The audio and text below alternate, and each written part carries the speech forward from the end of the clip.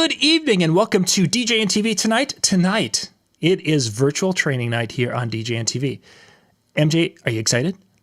I am actually. I was thinking about this all day. This is good. The list of people that we have on tonight, and it's going to be a lot of good stuff. And the fact that you guys are getting it for nothing.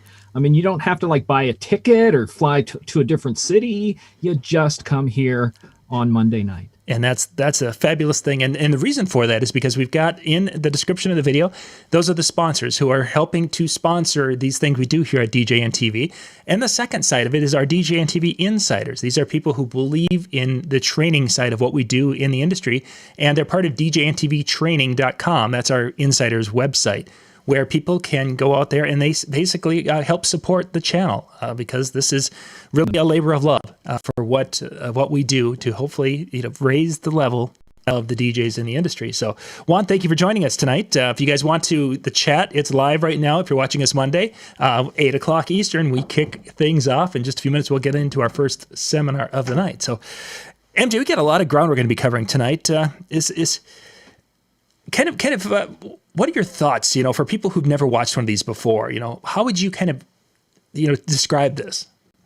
You're going to get overloaded with little bits of information. So either take notes now or plan on going back and looking at it, because everybody who's speaking is going to have at least little tidbits that you're going to go, oh my word, I want that. So don't let it overwhelm you. Just take it in how you can. Yeah, and that's taking notes and such as I was going through, because a lot of the videos are tips, usable tips that you can put into that, and there's little things you're listening to it, and then it's like, okay, so I had to go back and I went and listened to one part of as I was previewing today, and it's like I missed it the first time, and that becomes the big thing.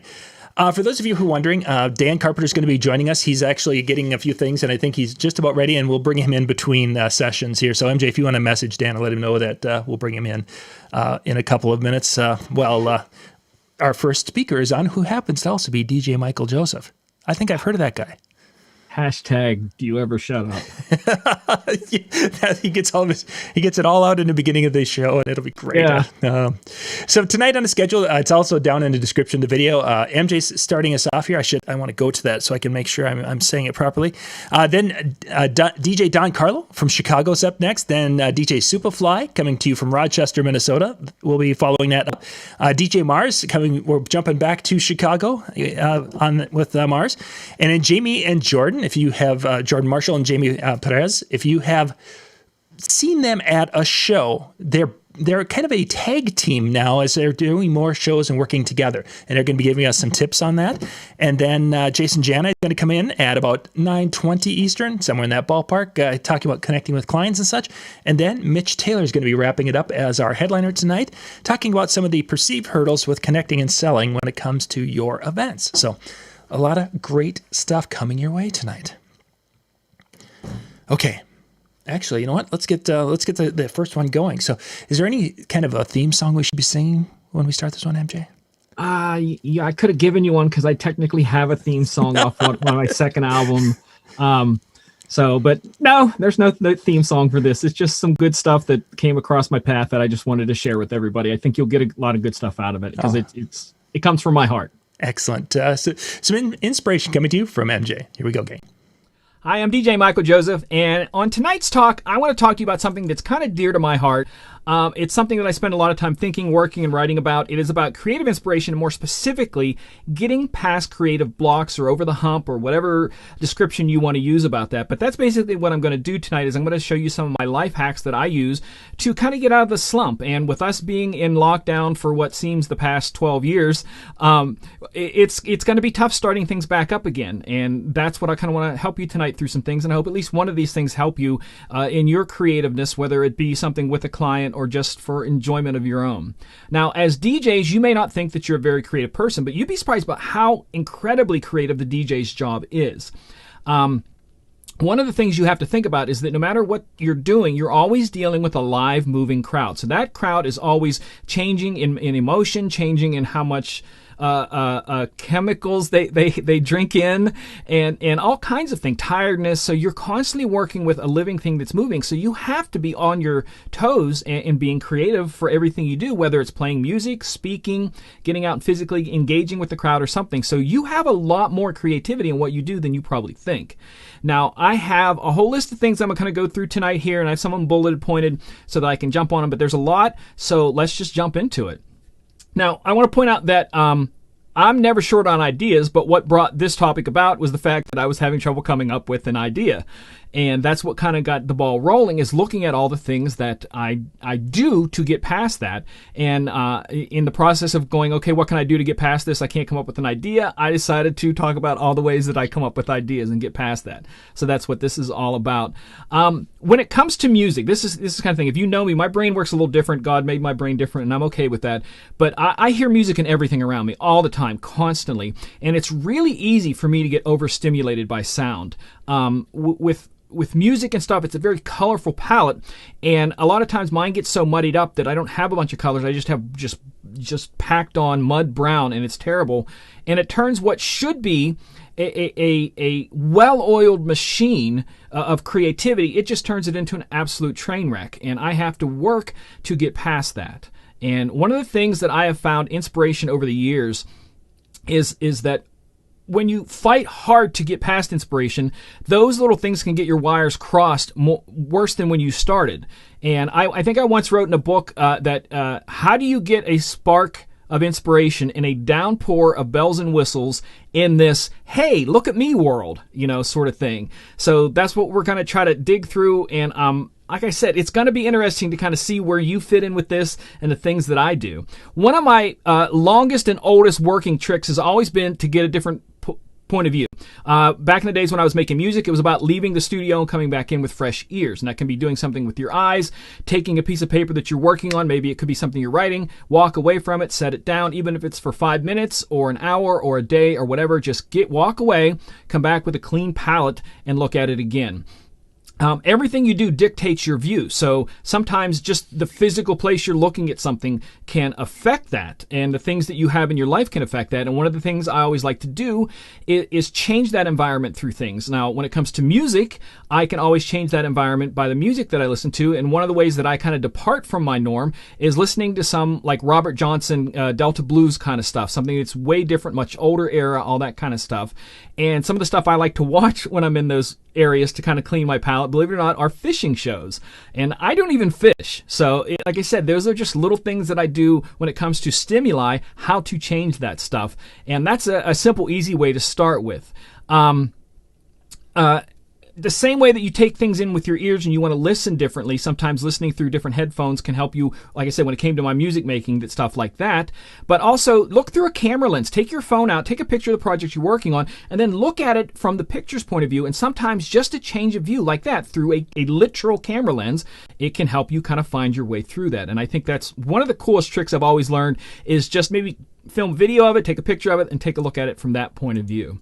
Another thing that I've always done is I go and try to watch a live act, a person who's physically performing, like a street performer or a national touring act or something where someone is actually physically doing stuff in front of you. And that kind of helps bring out some inspiration, because you're looking at someone else's inspiration.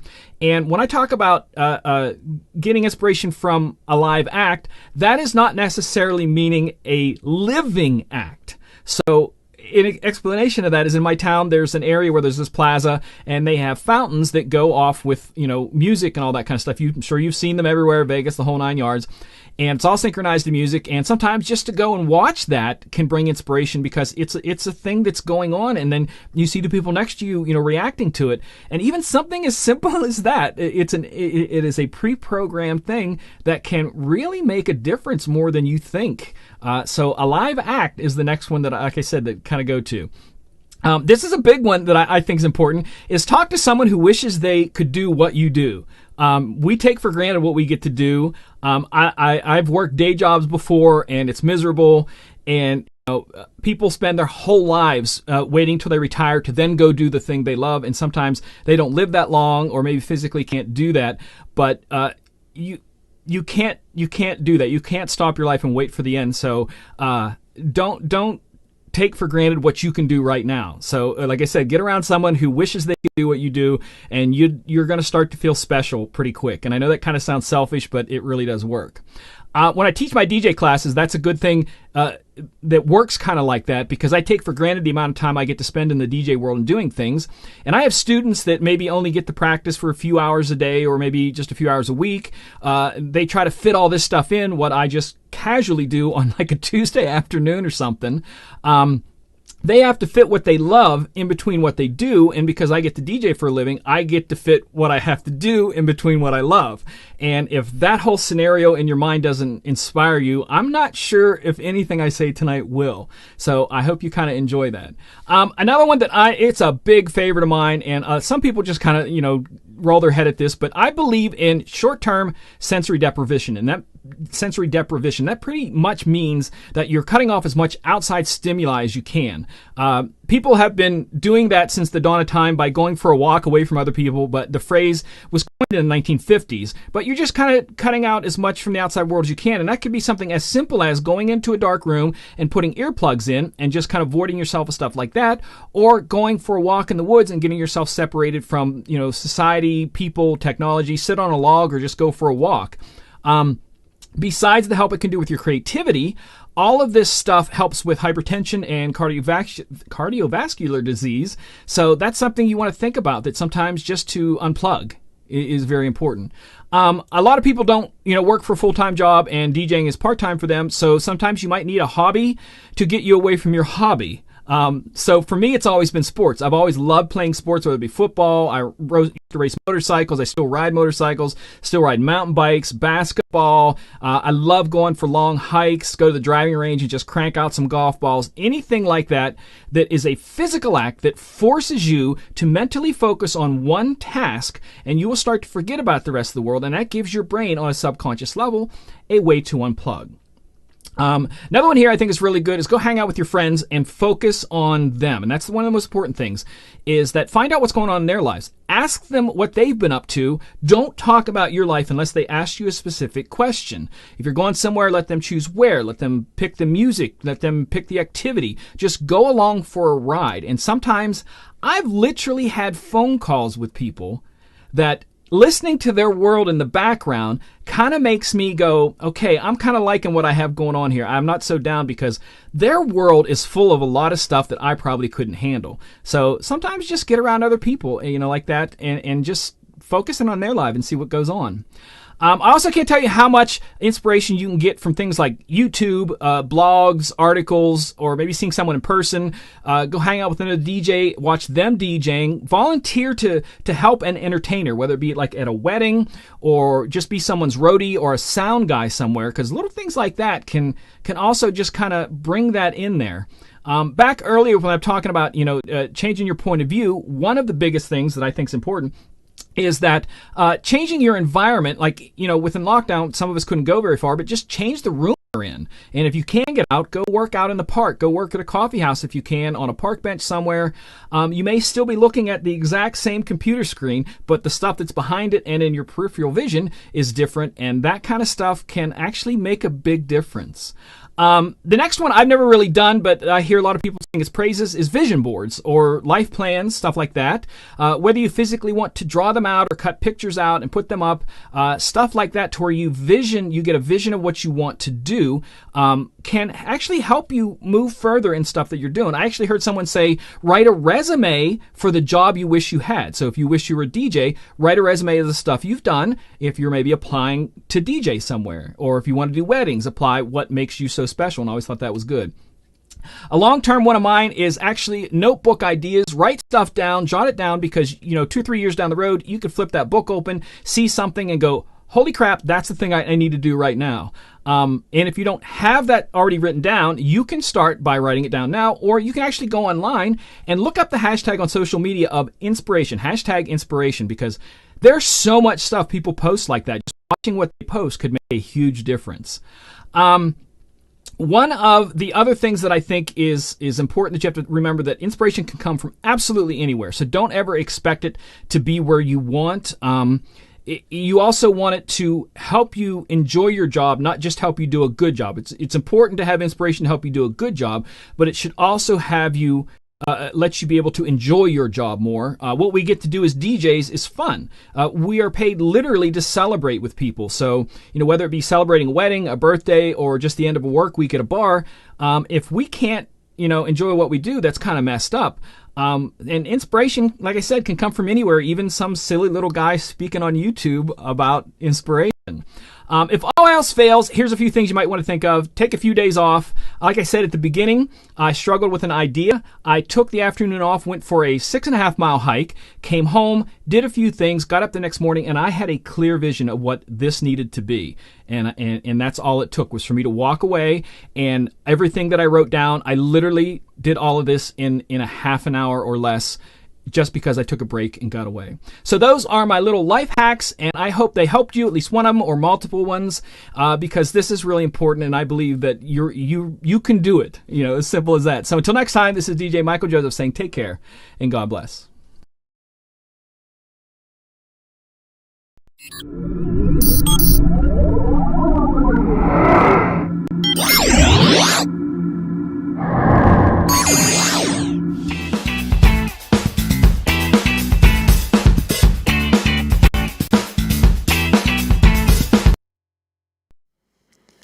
So that was MJ starting us off. Hashtag. It's all downhill from here. Yeah. Hashtag doesn't he shut up. Sorry. You know what? I was really impressed with the shirt change you just did. I that was fast. He was. I thought about every single time we do this, I'm going to change shirts. Maybe I will still. I don't know. So somebody, Matt, I think it was Matt, someone asked in the chat room there, the t-shirt. This is actually an early shirt we made for DJNTV before DJNTV really was a thing. So that probably goes back to about 2014, I'm guessing.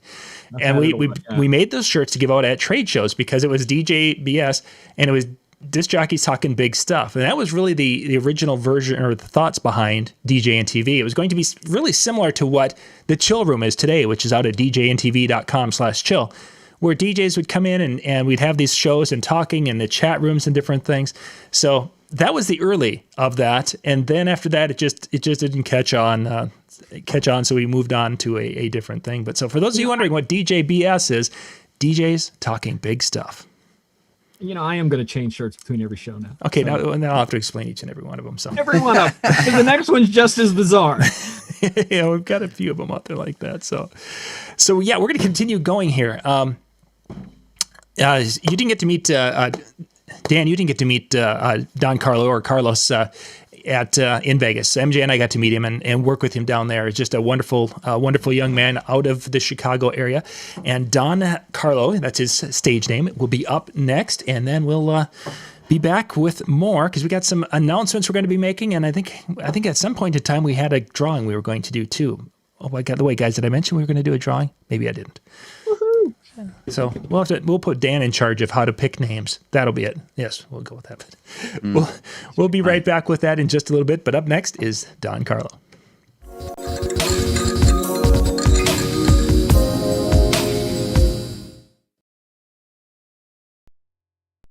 Hey, what's going on all? Thank you so much for being here tonight. Before we start, I want to introduce myself. My name is Carlos Ruiz and I go by the name of DJ Don Carlo. I am from the northwest suburbs of Illinois. My fiance and I run Don Carlo events. 90% of our events are weddings and the other 10% are quinceañeras. We provide bilingual service, English and Spanish, for these special events.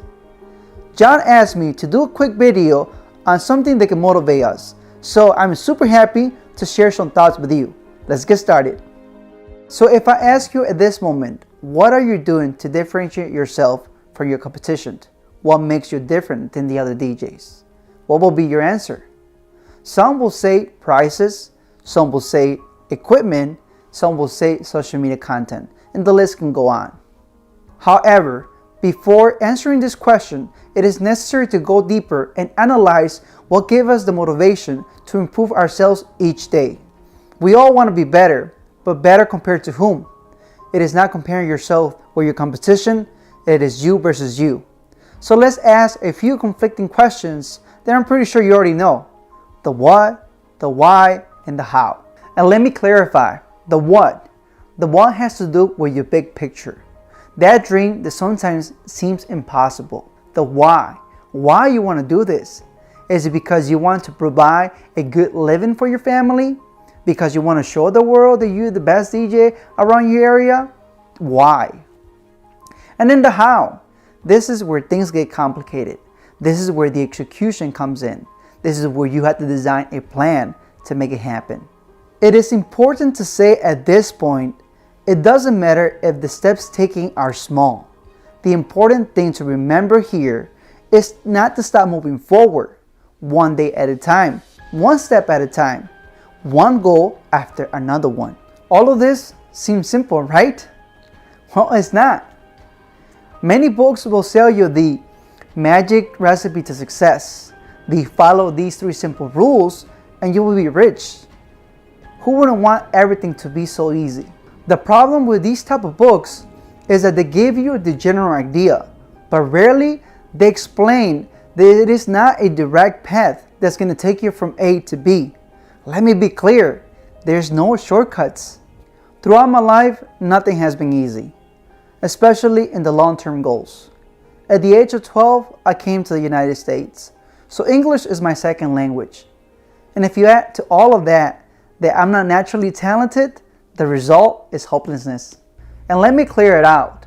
My story is not about selling you the magic recipe, the millionaire mindset, the be solution focused or look what you do. Ideas that although have some truth, for me they are incomplete. And that's because the contexts are different for each individual. At this point you're like, okay, well, what is it? Why are you making it so long? Well, let me tell you the truth. If I knew the answer to that question, trust me, I would not be here. I'll be in Dubai with a gin and tonic in my hand, enjoying my life to the fullest. But right now, what I could definitely share with you is the concept that's helping me to be more disciplined, and that is deliberate practice. The main idea is knowing the 10,000 hour rule. There's a quote from Bruce Lee. I fear not the man who has practiced 10,000 kicks once. I fear the man who has practiced one kick 10,000 times. In other words, practice is crucial. Focus on repetition. And you might ask, well, how do you know this? Well, it's because I'm in the process of it. In order to get to my big picture, I designed a simple but consistent plan that is guiding my steps. The effectiveness of this plan is consistency of deliberate practice. Deliberate practice and your DJ skills, MC skills, how to sell, and so on. All of these require, especially, they become muscle memory. If you practice one scratch every day, after a while, you don't have to think about it. It's just your hand does it by itself. All of this mentally leads you to push yourself, to design a strategy plan that's tailored for you, under your context, under your conditions, whatever works for you. Let's go back to my scratching example. Let's say you want to dominate this XYZ combo, right? Well, from there you look at it and see what techniques you need. From there you design a plan. For the next 10 days, you will practice one technique for at least 30 minutes a day so you can perfect it. Then you move to the next technique for the next 10 days. Once you have dominated those techniques, you move to the combo. So let's review. 1, you gotta have that big picture. That is your destination. Where do you wanna go? 2nd is your mindset. This is what's gonna push you to do better. 3rd will be delivering practice. This is your execution. This is how you make it happen. Now, I will be honest. You're going to have good days. You're going to have bad days. You're going to have those days where you don't want to do nothing at all. You're going to have those days where you usually want to quit. But this is what's going to differentiate yourself from your competition. If you are strong enough to keep pushing, to keep improving yourself. But at the long run, you will be at a higher level. You could also make something to make it more visual on the days you had already practiced. Let me show you my sheet. This is my scratching plan. For the first 10 days, I have practiced my baby scratch. For the next 10 days, I will practice my drop, and the list goes on. So for you, you just design it however you want. Look at what you need to perfect and make a plan. And now, keep in mind, you have to be resilient. What is going to help you to get back on track when you get distracted or life gets too busy? For me, I put the sheet right in front of my turntables. It reminds me that I need to practice. It reminds me that I need to push myself. Again, what is it that's going to work for you? So let me tell you, life is simple. The difficult thing is trying to get out of our comfort zone in which routine traps us. It is very easy to look for excuses that lead us to justify actions we are not doing. But this is the best time to reassess your situation, rethink, and if it's necessary, recreate yourself. I promise it won't be easy, but it's going to be worth it. Alright guys, so that is it. I hope that I was able to inspire you guys in some kind of way. This is my personal experience. I really hope that I was able to connect with you. And yeah, I'll see you guys till next time. See ya!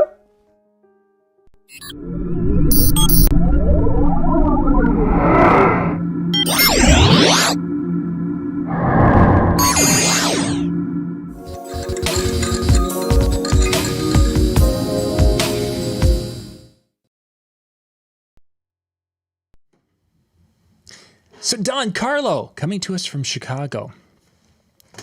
Our first time of meeting Don was last year at the DJNTV conference we had in Las Vegas, and definitely somebody that I really treasured getting to know Carlos out there. So if you guys get a chance, reach out, get to know Carlos. He's a great young man.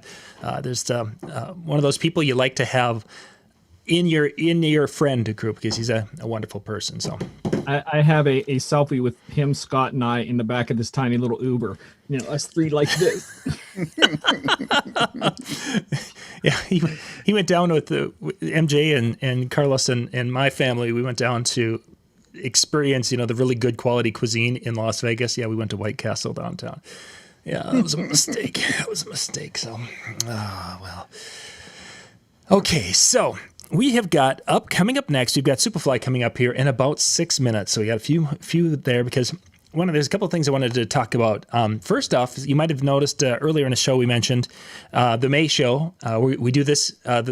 It's generally the third Monday of the month. In June, it's going to change to the fourth Monday of the month, and we'll talk about that in the May show. But there will be a different date in June. May, it'll be the third Monday of the month, and we're going to be featuring on that one. Our headliner is going to be Jim Cerrone. So it's going to be. That one's going to really be kind of focusing on the wedding side of it and really focusing on Jim Cerrone is known as a perfect host, and we really want to focus on people being there and their wedding performance for the day. So MJ, I know that's going to be one of them that you'll just probably not. I'll have the shortest speech. I can't help you. Don't do it. I can't help you. Watch the next person. Yeah, exactly. And there's MJ's speech for the night. So. Before we jump though, guys, and the two of you won't be able to see this. I'm going to put the graphic up here from Midwest DJs Live. They can still hear our microphones, but they can't see us. There's next week is Midwest DJs Live. This is going on in Milwaukee, but the tickets are all sold out. But you can still get the virtual ticket for next week. They've got some great speakers.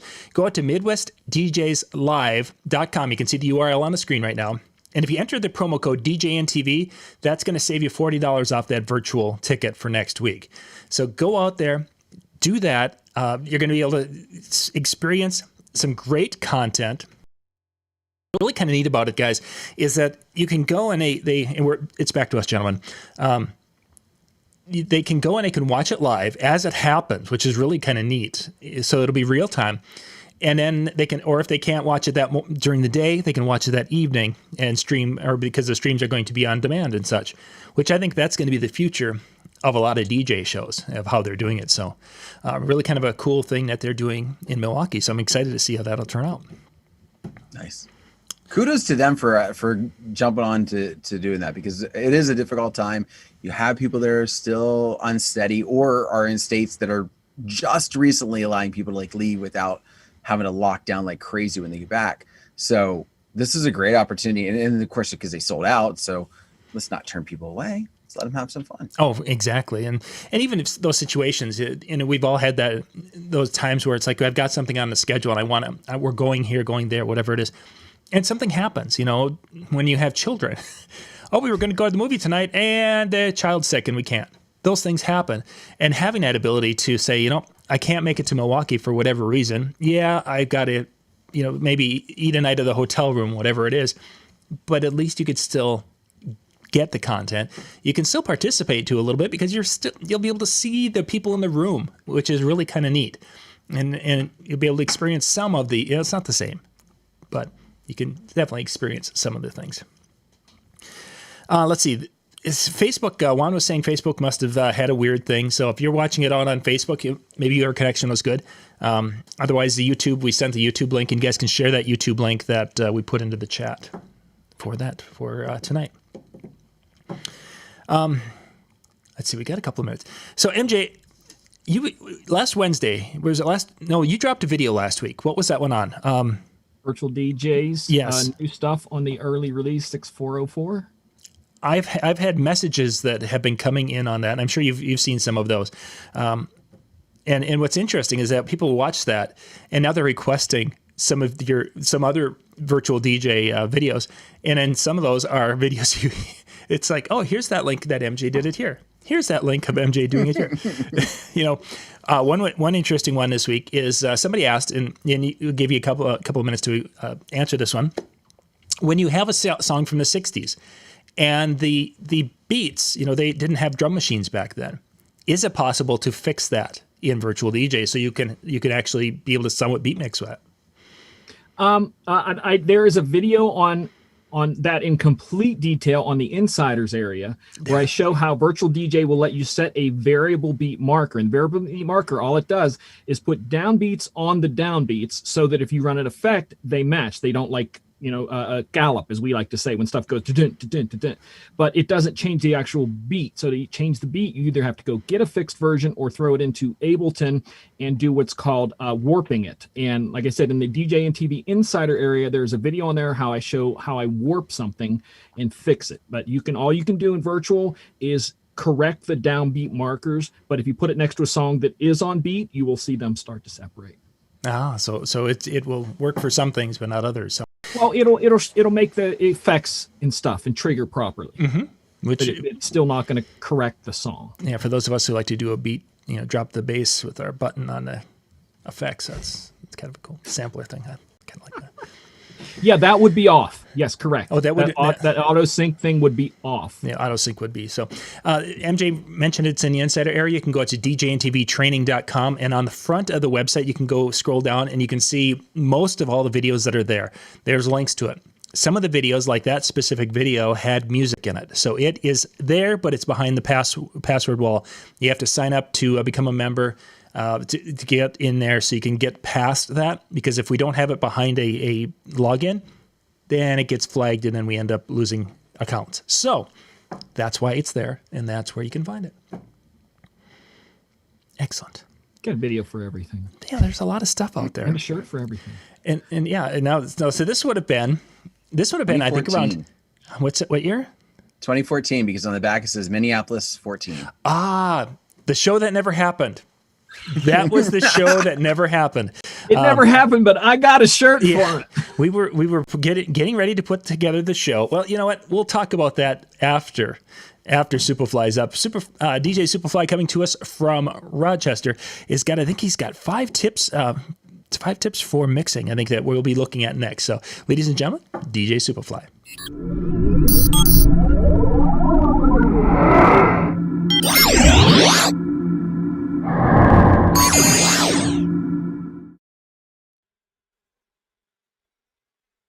Hey, what up everybody? It's your boy Ivan Avalos, aka DJ SupaFly, here with a small tutorial on learning how to scratch with controllers or turntables. I put this down in 5 easy steps, so that way you can, you know, if you've been wanting to get into the DJ scratch scene, or you just want to, you know, make your little whatever gig you're at, just want to sound a little bit like you know what you're doing with a controller or turntables.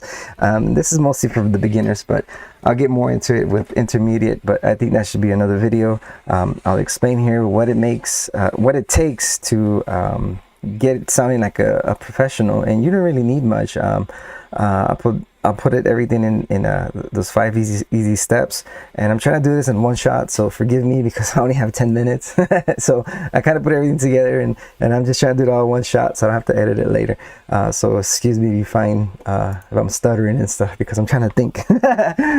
Anyways, I do have some notes on the side, and we'll go ahead and start it here. If you guys have questions, please reach out to me, but I wanted to put this together just because I feel like a lot of people don't use this feature, and especially, you know, with Serato or Virtual DJ, to make their scratches sound a little bit better. You don't have to be a professional scratcher or know what you're doing, but if you use these steps, you can definitely sound like one. And I know by facts, because I've taught my friends on how to do this, and, you know, they're not really good scratchers or whatnot, but they get lots of credit when, you know, they're at a gig and they start using these little features that I showed them, and they sound way better. And they get compliments from the guests and the bride and grooms or whoever they're at. So yeah, all right, so let's start with step 1. We're gonna go ahead, and here you need to find a compatible controller or turntable to unlock either Serato or Virtual DJ, whatever you're using, because the stuff that we need runs on hardware. And a lot of that stuff is, you know, scanned through the BPM or whatever we need through the program. So in my case, I'm going to use Serato just because that's what I feel more comfortable with. You can use whatever you want. It's all right. There's a bunch of stuff over at Serato's website to see what, you know, what's compatible, what unlocks Serato. If you don't know, then you can subscribe or to unlock the DVS mode if you have turntables and whatnot. A lot of the DVJs and new marks and whatever it is that you have, it could work with anything. That, like I said, it has to be a controller. So second step is find scratch tools. That's the number one thing that people don't know, that your favorite DJ pool has scratch tools. So if you search for scratch tools, they're right there. Usually, typically what I look for is for the ones that are just at 100 BPM. Those are pretty good. Anything with 66.5 below that, you'd have to use a double beat, which, you know, it's 132. Fast scratches or slower scratches. You can see here BPM Supreme. Sorry, these web pages are still loading. Oops, I forgot to log in that one. I don't want to do it because I'm in a small time frame. So anyways, like you have here, you have 72 and S11s. I have a 72. So make sure you download those from your favorite DJ pool. Go ahead and once you do that, you're going to import those tracks into a custom crate in Serato. So you have Serato pulled up.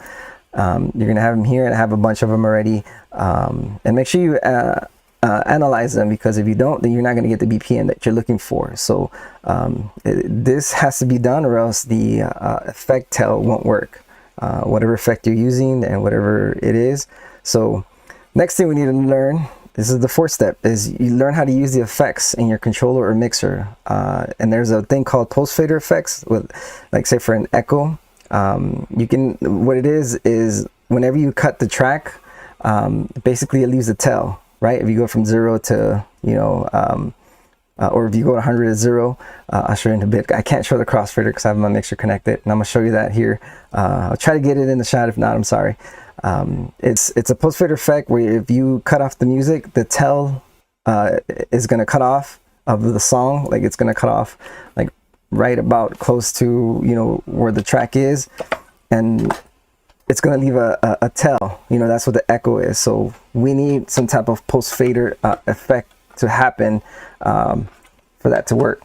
So next up here, make sure that whatever effect you're using, I'm going to go ahead and use the echo, because that's what a lot of the DJs tend to use. Make sure you don't overpower your volume on it.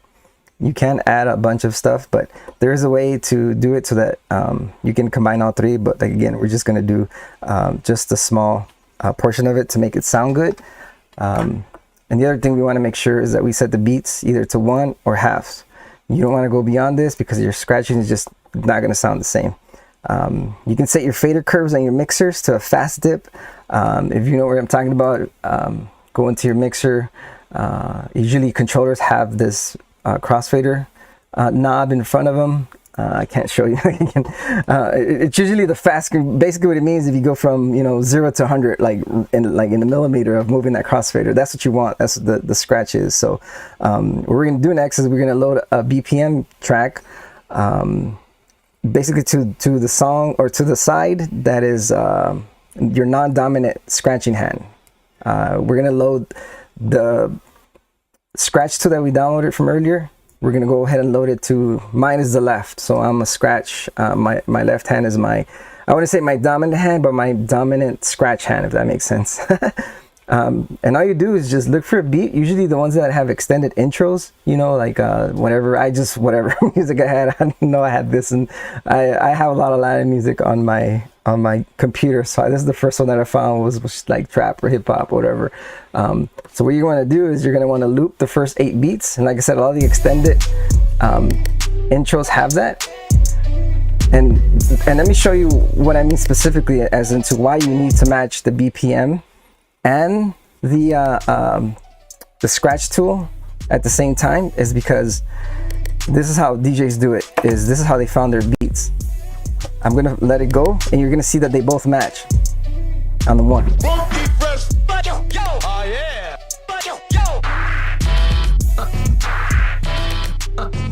I hope you can hear that the acapellas, the scratch tools, they sound on beat.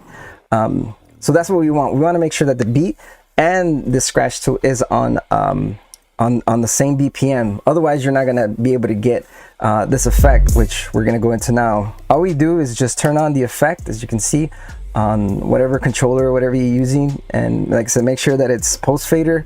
Most of the controllers are doing that now. And this is all you need to make sure that you sound pretty well in your scratches. You don't have to be a fast scratcher. I'll show you here quick. It's going to be quick and easy. So I turned it on, and here we go. This is what it sounds like. Hear that?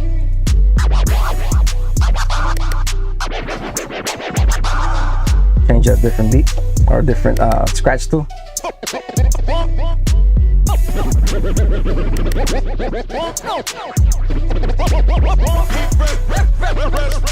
You hear that echo? Again, you can adjust that in Serato, whatever. You can add more of the echo tail into it. So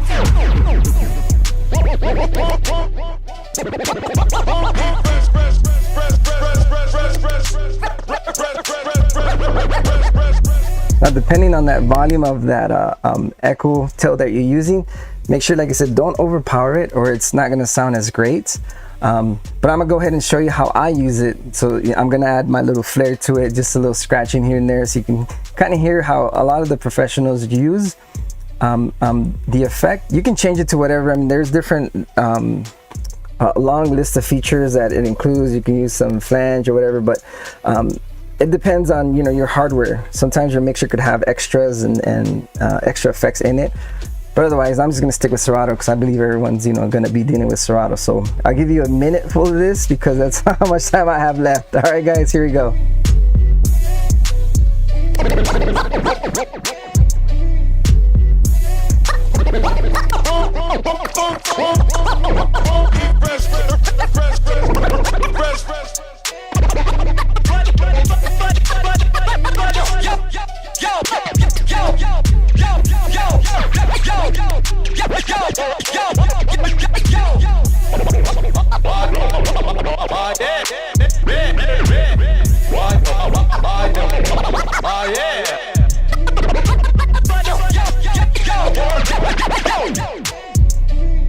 All right, well, that's it, guys. Like I said, if you have any questions, please let me know. It's a pretty simple process. I hope I went through them correctly. That way, if you're learning how to scratch, you don't need to be a professional scratcher, but you could just do these tricks and it'll help you become better DJ and sounding better. All right, guys, have a good one and peace out.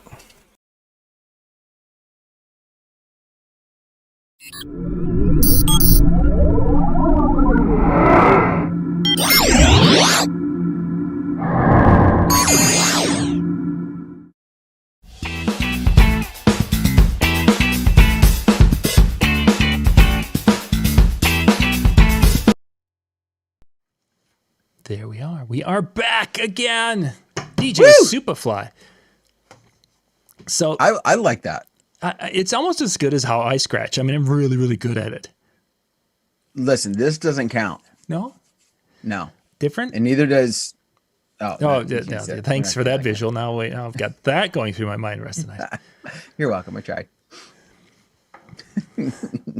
But no, I mean, when we were watching that, I mean, like, I'll be honest, I think I want to learn how to scratch, and every time I try, it just sounds horrible. And yet watching what he was putting together there gives me hope, and to at least start to try some things. See, there's this place called Disc Jockey News, and they have a Disc Jockey News educational area. And you can learn a lot of stuff from there, or hire this one guy they have to teach you, or hire Ivan if you want. It's up to you. I mean, there's so many possibilities with that Disc Jockey News place. Hey, I heard, gear. John, how much gear can you get from them if you wanted to buy shirts from Disc Jockey News? Can you buy stuff from them? Yeah, I think there's still there's still some shirts and such available out there. But yeah, it's been a while since we haven't been traveling to shows, because that's where we usually give them out. So hats. Yeah, hats and stuff. Yeah, I think there's still. He's got a hat there somewhere. I thought he had one. Yeah, I put him in, most of that stuff. I put it in the basically packed it up, and it's like, someday we'll go to a trade show again, and it's been kind of sitting there. Yes, I did do a wardrobe change. Yes, a hat. Yeah, he did the hat this time. See, so I told you that people would want that. Yeah, I guess He you're said, right. "Oh, don't worry about it. We'll talk." Because you kept talking about it. Yeah, so man. so we'll the hat. give you. Let's see, when is our next? When are we going to be? So we got a couple of minutes here. So this shirt that MJ's wearing, that's the show that never happened in 2014. We were going to be putting together and doing a show that October or November, and we ended up getting to probably early September, and the casino where we were going to be having it at, Mystic Lake Casino, notified us and said, basically, we're going to be going through a remodel, and we can't do your show. Maybe it wasn't a casino. Anyway, wherever we were going to go, Holiday Inn Select, Embassy Suites is where it was. I'm sorry, it's been a long time. It was so Only 7 years. Yeah, we had the shirts all printed up, and we had the plan. Yeah, it was Embassy Suites, and we just, there was nothing we could do. The place was, and we were trying to find other space, and we could not find anything. So MJ's wearing, basically, it's kind of that the lost, kind of like the Minnesota Vikings Super Bowl T-shirts that show up in some weird country around the world. That shirt would qualify for the show that never happened. So is that why that was the first shirt you ever sent me? Yes, exactly. Those are no joke about this shirt. One day I wore it to the grocery store, and I finished checking out, and I'm walking out, pushing my cart. Some guy walking past me goes, "Nice shirt," and I went, "What? Huh?" He just kept walking. I'm like, does he know who I am, or does he know the show, or does he just speak randomly to people? I'm like, what? Were you at the show? Did you buy a ticket and then couldn't go? You couldn't go. Yeah, that would have been it. So yeah, it's weird. Yeah, that was the show. So, all right. So let's see. We're up to Marz. DJ Marz is up next. He's got some tips for us tonight. So we're going to jump right into that so we can keep ourselves as close to schedule as possible.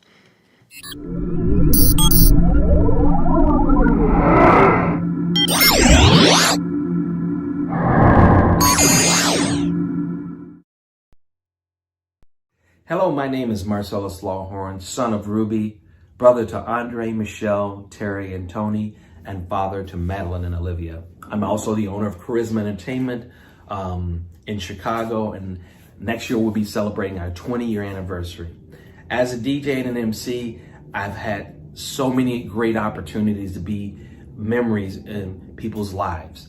And along the way, I picked up some things that have been absolutely essential as an MC that has helped me be able to navigate and be able to create amazing moments inside amazing events. So here's my first one. First one is whomever you're meeting with, get their story. If it's a wedding couple, hear how they found in love. If it's a bar mitzvah, ask about the family dynamics. If it's a corporate party, talk about the dynamics of that person and also the different divisions in that. If you get their story, you'll be amazed the things that they will share with you, which will allow you as an MC and a DJ to be able to create very special moments just by listening. So listen to their story, hear what they have to say, and take notes. Don't be afraid to simply take notes to help you recall this. So when the day comes when it's showtime, baby, that you can absolutely crush it and drop the hammer and remind them of things that will make them smile and make the people who are there hear their story in a different way. Second thing, practice your craft. Simply practice your craft. We cannot practice at someone's event, okay? You need to take time to work on things that, that you feel that you're not strong in. And the toughest part of that is really looking at yourself and going, hey, I'm really not good at this. To be in this game, you've got to have some sense of ego and some sense of self-value. For myself, I think it's important that I evaluate the fact is that sometimes maybe I can't do this that great or do that so well. So I have to practice. And practice is who you are when nobody's looking, okay? You can't practice at someone's event. You can't do that.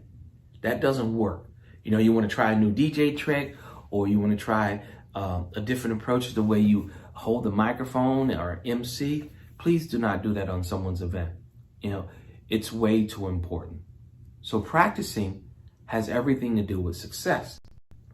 The third thing is take some chances. And I say take some chances, but take some chances on the way that you look so that you can show up at an event looking your best. Regardless of your body type, regardless of anything like that, it's extremely important to look the part.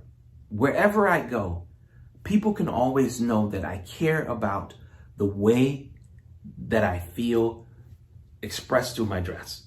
And that's as simple as that. I want to be the best looking person in the room, no matter what it is. So that at least from that standpoint of view, people know that I'm serious about what I'm going to do that day. You have to look the part. And that may be from the time that you are starting the event, pre-production, in the middle of the event, and even post-event. Depending on what you do out there, how you look and how you carry yourself will have a great deal of your success for that evening or that day for that event. The next tip is create allies. There are many times that I go to an event, and when I walk into the door, you know what? You see people working beforehand to make sure that this event's going to go off.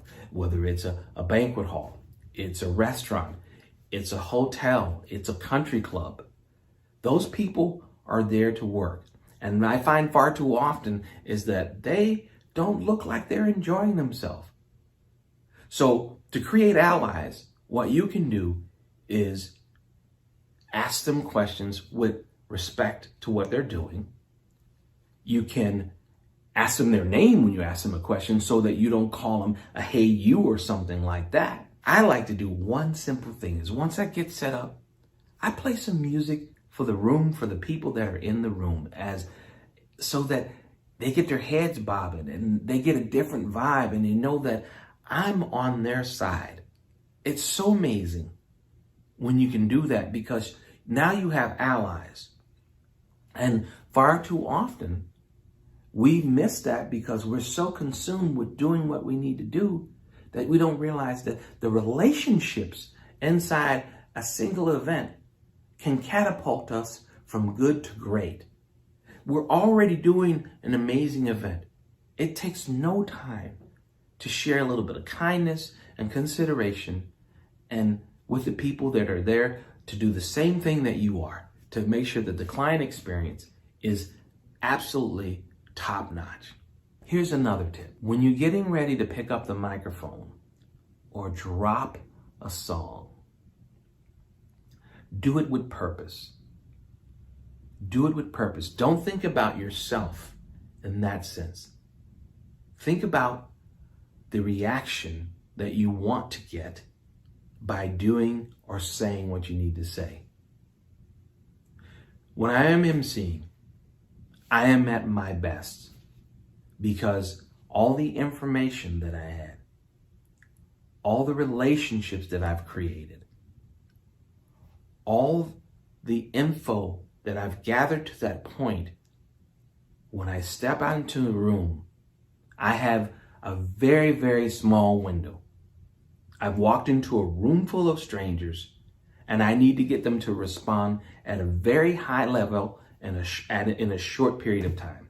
The best way to do that is to be topical, is to be on point, be genuine, and take your time in how you deliver that information.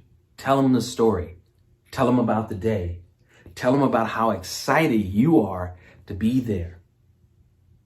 There's been many times where I have started on the microphone and I've been so tongue-tied when I start my introductions that I simply look at people and say, I apologize. Can I start over? Because I am just as excited, if not more excited, for you to celebrate with everyone in this room. What I've learned very simply is this. If you get permission, you'd be amazed of how much you can accomplish at an event. Now, the restart, I can stand there and look around the room and look this way and look that way with extreme confidence, knowing that when I say what I need to say on the microphone and I articulate that story that was shared to me by the bar mitzvah mom or the wedding couple or the host of a corporate event, that people are going to listen and they're going to hear me and they're going to enjoy the experience that they have. Lastly, my final tip is to just be in the moment. I share with every single person that we do an event for. The one thing that I want them to do is to be a guest at their event, to be in the moment. And if you're in the moment, you won't miss anything. These are simple things that I've done over the years that has helped me master my craft and taken me places that I never thought I would go. So, in short, I need you to do what it is that you would want people to do to you. Simply listen, be empathetic, non-apologetic, and share with them the joy and the pleasures of what it is to celebrate and to be in the moment. My name is Marz, Charisma Entertainment. I'm out. Peace.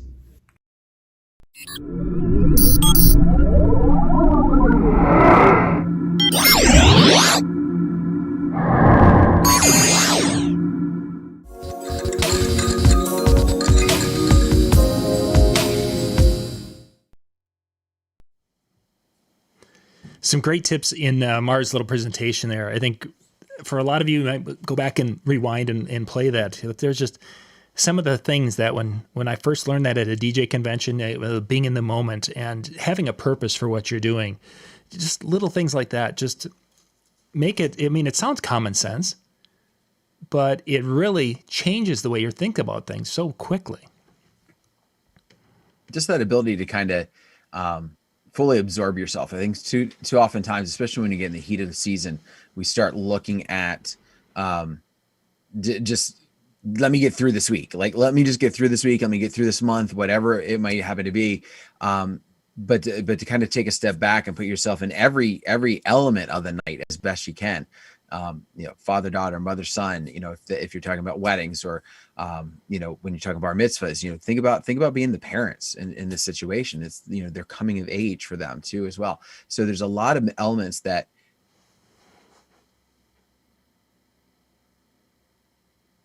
I believe he froze. I think he froze. I thought it was a dramatic pause. I was going, wow, he's really sound like living a that. whole other type of spin on it. That was an incredible dramatic pause that Dan just made. Thank you. You stopped just at the point where it seemed like it was a dramatic pause you were stopping for. And then, Yeah, I finished and I looked at you guys and you weren't moving, and I went, "Oh man." It was poignant, though. Yeah, it was- Whatever it was, you could tell just by the grimace on his face, and that it wasn't, This wasn't. it's good stuff, though. It really was. It was good, and again, the whole situation of the room and what you can bring to those people for that moment is critical. So if you guys, if you weren't kind of paying attention, jump back. There's some great content there from Marz. So thanks, Marz, and reach out to the people who put the presentation stuff together tonight, and say, hey, I loved this is great. Ask questions. Everyone that's on tonight's show, they're here for you, to help you in some way, shape, or form. They might be suggesting some really, really good music, like Vanilla Ice singing the hits. They could be doing things like that, or they might be, suggesting, a good lawnmower like Toro, or they could be just suggesting, a good coffee mug like Perfect Portals. Still waiting for mine. So there's all sorts of. Or you could buy MJ brand alcohol-free vodka. Alcohol-free vodka that comes right from this thing called a spigot. It's great. With a filter. That is a Culligan filter water there. In just a couple minutes, we're going to get to Jaymie Perez and Jordan Marshall. They're going to be talking about working together as a couple and giving you some tips and thoughts on that. I wanted to jump back to the Midwest DJs Live thing one more time here. They've got a special going on right now. They are doing this next week. You'll notice the dates of April 25th through the 27th. Go out to Midwest DJs Live. That's Midwest DJs, plural, DJS, live.com. And you can go and check that out. There is a promo code. They are doing it virtually as well as in person. The in-person tickets are sold. They're going to be doing it virtually. And if you use the promo code when you go to check out for the virtual ticket of DJNTV, you're going to get $40 off on that ticket. And then you're going to be as that show goes, because that's one of these cool things with technology and with the Zoom and how this last year, if there's anything positive about it, is that there's more content available than ever before, and you're able to experience things in ways you've never been able to experience before. And next week, you'll be able to attend virtually and get some great content from the show. Or the great, software like Mega Seg. Yes, No, he said Mega Sync. No, Mega Seg. You missed the Seg. No, he actually called it a good software. No. Yeah, I'm sure it's that. Jimmy's joining us tonight. Thank you, Jimmy, for joining in. We got a lot of people actually with us tonight. Thank you guys for being with this evening. Okay, so we've got Jaymie and Jordan coming up next, and then we got Jason, Jani, and Mitch Taylor. So we're gonna have to figure out what we're going to give away during this Jaymie and Jordan time. Dan, we got to figure this out. Okay. So we'll get something on the docket with that, and I'm sure you got some more of those 2014 shirts. I probably do, but they're probably the schmediums. Meetings. I think we're all out of the actual real sizes. That's that one Pioneer shirt I have. I love it, but it's a medium. It's a schmedium. It's like, no. Oh, they're so tiny and small. So let's just jump into, let's see, Jaymie and Jordan are up next.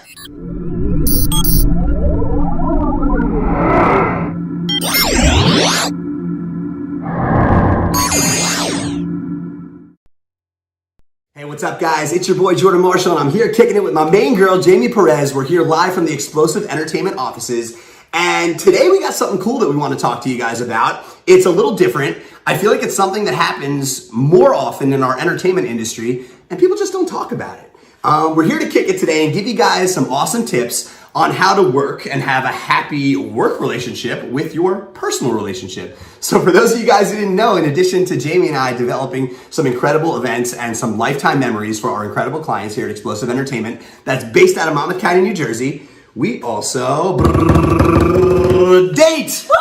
Woo! And we're in love, and it's amazing, and it's perfect, and let's be real, it's not always that, okay?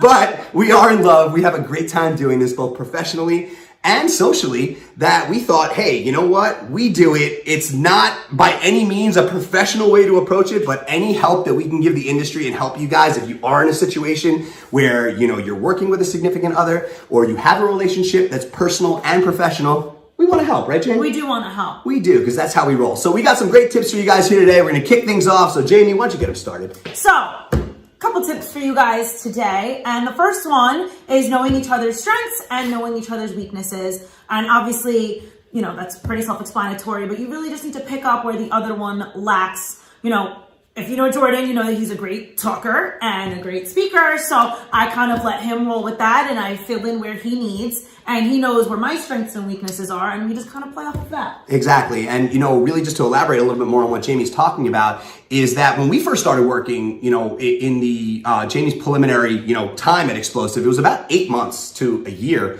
before we got together personally. So this was a great time for us to kind of size each other up a little bit and see exactly what my strengths were to where I could say, okay, I'm not really good at this end, so how about you tackle that because you're great and you put it all together on that level. So you're in charge of that. I'm going to keep rolling like this. And then you guys obviously have different levels where you can kind of bring everything together and it'll all mix and match, but definitely knowing where the other one shines and being able to back off. So it was hard for me in the beginning to be like, okay, James, you go handle that. You know what I mean? And I'm like, oh, you know, she's cool. I think she's got it. You know, I don't know, but you got to feel it. You know, like I felt something super strong with her on a professional angle to where this chick is really picking up the entire entertainment industry super fast. She's very detailed. The clients love her. I'm like, you know what? Let me try taking a step back and see what she's capable of. And I haven't looked back since. It was one of the best decisions I ever made. So that was really cool. No, you're welcome. You deserve it. It's cool. That's actually a great segue into point number 2. I love it. Take it away. I love it. So that is delegating the tasks and understanding your roles. So this is huge. Like Jaymie was saying before, you know, me being primarily the entertainment factor, you know, the pop piece, the face of the company and the front of the house, so to speak. You know, I'm marketing, I'm getting people excited, I'm, you know, running sales, rocking dance floors. And then on the back end, I have everything that I'm doing for those events, the events in the future, detailed out. Jaymie's putting together floor plans, timelines. She's working back and forth with event planners. She's actually coordinating her own events. That's actually a division here that we were able to build at Explosive Entertainment because of Jaymie. So, you know, through her detail, we have a whole other way that we can accommodate our clientele. And it's something that I might have, and our team might have never known if I didn't take that step back and kind of see where she shines. So, you know, being able to delegate and being able to understand, you know, roles specifically is huge. And then the other part of that is stick to the game plan. This is monstrous because, you know, in the beginning, when I was starting to give Jaymie a lot of tasks, it was a lot, right? It was a lot. So, and she handled it so well. Like a G. Like a G, and took so much onto her plate. So it was a little bit of everything at first. At first, it's going to seem a little fuzzy. So, you know, in addition to Jaymie coordinating, obviously, she's a party motivator. You know, she runs our photo booth division. She DJs, she MCs, and, you know, obviously, she wouldn't tell you guys all that on her own, you know? So I got to gas her up a little bit. And that's where the personal side comes out because she kicks butt at all of that stuff, guys. And the cool part is that, you know, if you could stick to that game plan, you can kind of say, hey, listen, those delegated tasks that I just gave you, I'm going to stay off it. I'm going to believe in you and we're going to roll. No micromanaging, which I have a hard time letting go. I feel like I need my hand on everything, but it goes with the delegating. If it's something is his task, I need to back off and let him do it. Yes, and for the most, and listen, guys, nothing's perfect. Like we said, we are by far not marriage counselors or couple therapy counselors or any of that stuff. But you know, if you guys can kind of stay out of your own way, to, you know, nicely saying, you will make amazing entertainment magic. You know what I mean? So it's really a feeling. You got to feel it out a little bit, but stick to that game plan. Our next tip up for you guys, Jane, what do we got? Now this one is humongous. One of you, if not both of you, but at least one of you needs to, has to, you don't have a choice, you have to be organized. If you're not organized... And listen, so before she goes any further, organization has never been my strong suit, and that is actually the reason that I brought Jaymie onto our team to help me out and to assist me and be my assistant. And that was the whole first year where we were able to kind of, you know, feel each other out and learn more about each other. And, you know, getting back to Jaymie's organization and how she puts it together, I do the exact opposite. I am all over the place. So I constantly feel like you're picking up my pieces, like running behind me, literally. With tape. With tape, yes. And highlighters. She does that at the house too when I leave all my clothes all over the place as well. So at least it carries from like household to work too. So it's the same person. We're just dealing with different stuff. But being organized is so essential, guys. And literally, if you have any questions about this, Jaymie, please, they could hit you. I mean, we'll drop all your stuff in the tags and stuff. Jaymie is a master at this with spreadsheets and floor plans and, you know, just run of show. And also on top of that, being able to talk the lingo and talk the talk and having, you know, the behind the wheel time to speak with planners and catering managers and, you know, all of the officials that you're going to be working with behind the scenes to help make that day shine extra special. So organization, monstrous, right? We got it down. And guys, you know, moving from that, I feel like you both need to be well-rounded in the education overall of this industry and business. So Jaymie, actually, why don't you explain a little bit about that? Like just being like, you know, what you go through on a professional angle and, you know, whether, because you are a dancer, a DJ, an MC. How do you balance like all of that with the coordination? So I'm a little lucky because I am blessed enough to know every facet in that sense. We're not saying that, you know, your lead event coordinator or planner needs to know how to do these follow me's for mitzvahs with the kids. But if they can. I mean, absolutely. Then that's just another little, you know, hat that you can wear, which is great. So I'm blessed enough where I am able to do all of these things, but you still need to know how to do these things. And you know, not only in the organization of things, but at the event as well. You know, you need to know if you're doing a mitzvah, you know, what a motzi is, what a kiddush is, and even know the prayers. I can't tell you how many times I've saved the day because Grandpa Sal didn't remember the prayer, and I'm in his ear going Baruch atah, and then everyone's like looking at me like this Puerto Rican knows. She sure does. Jewish prayers? Well, because she hangs out with the adopted Colombian Jewish kid that, you know, school her properly. You need to know everything. And if you don't know, do not lie to your clients. There's nothing wrong with saying, hey, you know what? I'm really not sure. Let me ask my production team. I'll get back to you. Let me ask my manager and I'll get back to you. It makes you human and it makes you real, and people appreciate that. They appreciate that. I can't tell you how many times people have been like, man, I really appreciate you not lying to me or just saying something just to say something. Like, I will go and realize that that's one of my weaknesses, whatever that topic is. I will go and guess who she calls? I will go ask Jordan. I will go ask somebody who can help me and get it done. That's awesome. Really, really good stuff. And it's so much fun, guys. You'll find that if you could start to do these tips a little bit and maybe add a little bit of your own secret sauce to it, because, you know, obviously every relationship is completely different. Both Jaymie and I are alphas. You know, she is a badass Leo. I'm an Aries. We are both super aggressive. We know what we like. We know what we want. We're passionate as you know what. Like, we love hard. We work hard. We play hard. There's a lot of emotion that comes into it too, but if you could really find that, you know, that fine element that brings both worlds together, you guys are going to have complete magic going on, and we're going to be so excited to see it. Another big tip as we get ready to wrap things up a little bit, we got just a little bit more on this for you.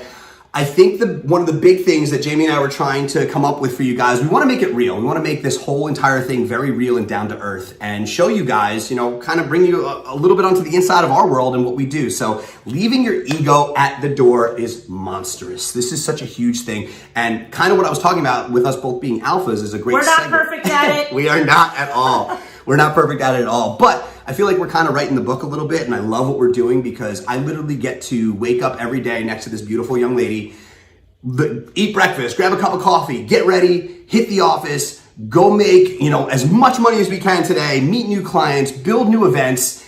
And it's hard sometimes. Sometimes you show up at the office and, you know, I didn't walk the dog and, you know, it was an accident and it was my bad, but it happened. You know what I mean? It happened, and we do our best now, and we try our absolute best, and nothing's perfect to leave that outside. That's so big, right, Jaymie? It's humongous. And again, we're not perfect at it. But, you know, if Jordan left his clothes on the floor, which I probably did, I can't go to They're work. actually probably there right now, waiting for us to get home. And freak out on him about it. You know, you got to leave that stuff at the door. Nobody cares. You're just putting everyone in a bad mood. You're putting salty vibes into the air. People can totally feel it. And it's happened to us before here at our offices too. You know, like we'll when come you in. lost my AirPods. Correct. I did lose Jamie's AirPods. And I went to work. And she did. Very cranky. And one AirPod down from the two that she was sold from Apple. So, you know, things do happen, guys, and life is real. Do your best to leave the real and the personal stuff outside and thrive in the office.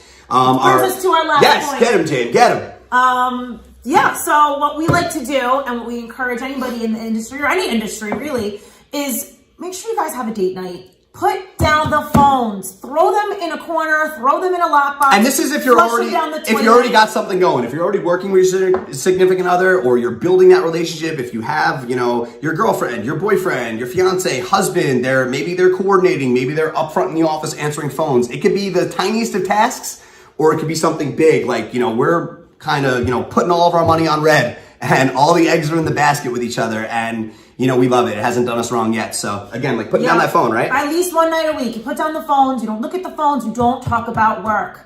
I know it's hard. Usually we end up 10 minutes into dinner.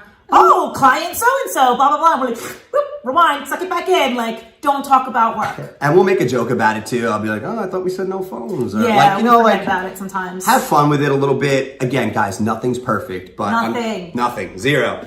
But if you guys can take these tips that we kind of just gave you, put your own, special touch onto it with what you have going on in your area and what's big, and, kind of how your demographic is for your clientele that you're selling to. You could be a single op. You could be a multi-op.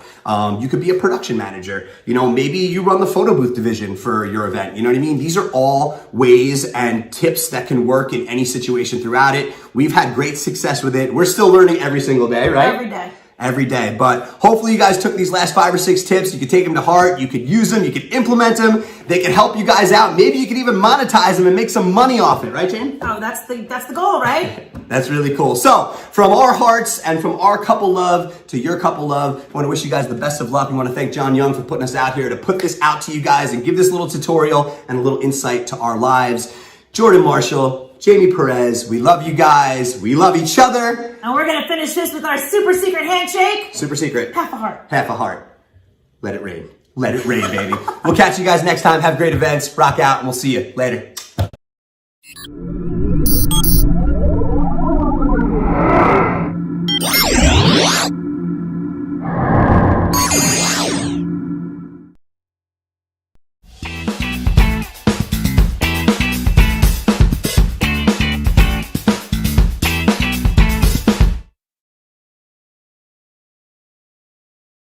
Guys.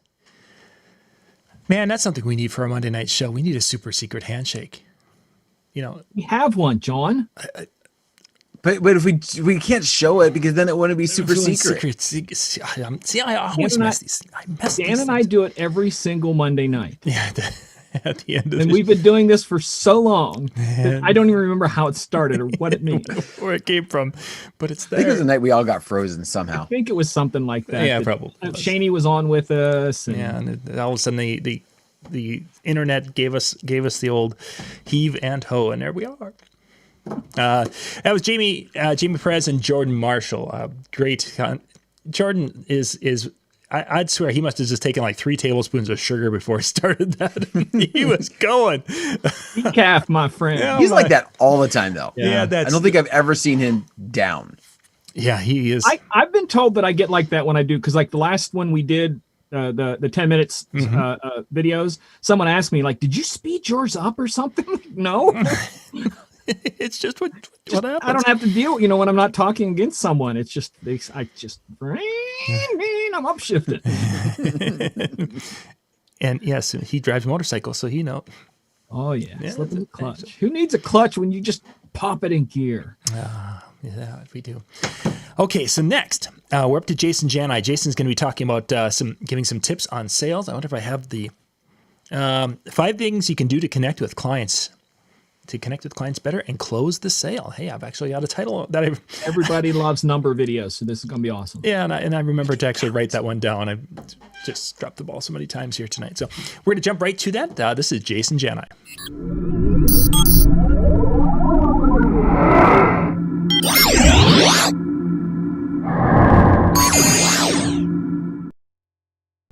I am fired up and I am ready to go. What's up, everyone? It is Jason Jani, and in this video, I want to share with you 5 things that you can do to connect better with the people that are sitting in front of you, looking to hire you or your entertainment business for their upcoming event or celebration. This video is all about building solid connections and things that you can do to do better with the sales and landing opportunities when they're in front of you. Everyone in the event industry has a different style, a different type of company. They do different things. Everyone has a different business, a different vibe.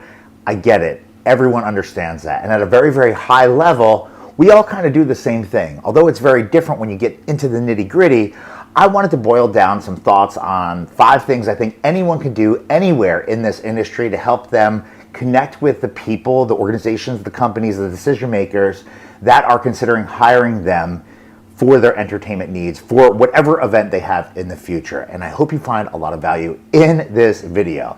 So I want to kind of kick this thing off in no specific order, and I want to start with kind of a fundamental principle that I think really, really matters, and that is preparation. And I think having a plan when meeting with people is super, super important. I think being prepared is one of the biggest things that anyone could do with sales and successfully doing sales. And the more and better prepared you are, I think the better you will be, and the higher the odds are of you landing that opportunity will be. So what can you do to kind of stack the deck in your favor? Well, I would start with, think about the questions you typically get asked. And I would think about trying to twist those answers into the staging of your conversation right from the beginning. Try to intertwine some of the answers into things that you're going to talk about so that you're answering questions before they're even asked. I think another thing you can do is have images or videos available of you in action, especially if they dial into some questions that you typically get asked. And I think that is a big win, and having them available and ready to go, ready to share with people is powerful. Information and knowledge is power. I also think that having a guided kind of process is super important. I know for me, I like to talk a little bit about their needs, a little bit about them. I try to open up the conversation, getting them to talk. Then I go into a little bit about myself, a little bit about the company, how we operate. I then go into services that could in fact matter for their celebration. I talk about business and talk about the next steps. That's my high level process, but it's adapted each and every time I talk with someone. And I want to get into that in just a second. I think if you put this in play, you will enjoy it. It will become second nature for you, and it will help you in kind of closing opportunities when they're sitting in front of you. Having a plan is really, really big, and that right there is number 1. Number 2 is about making it personal, and you need to stop using a one-size-fits-all approach to your meetings, even if they are the same type of event. Everyone wants to have a fun celebration. We get it. Everyone wants to have a fun party. We get it. Everyone has a different vision in mind for their upcoming celebration. We get it. Fun means different things to different people. So it is super, super, super important that you try not to force the round peg into the square hole with your process and the way you are talking to people. I think it is important to be personal and to be flexible and to be accommodating and to be open to doing things differently.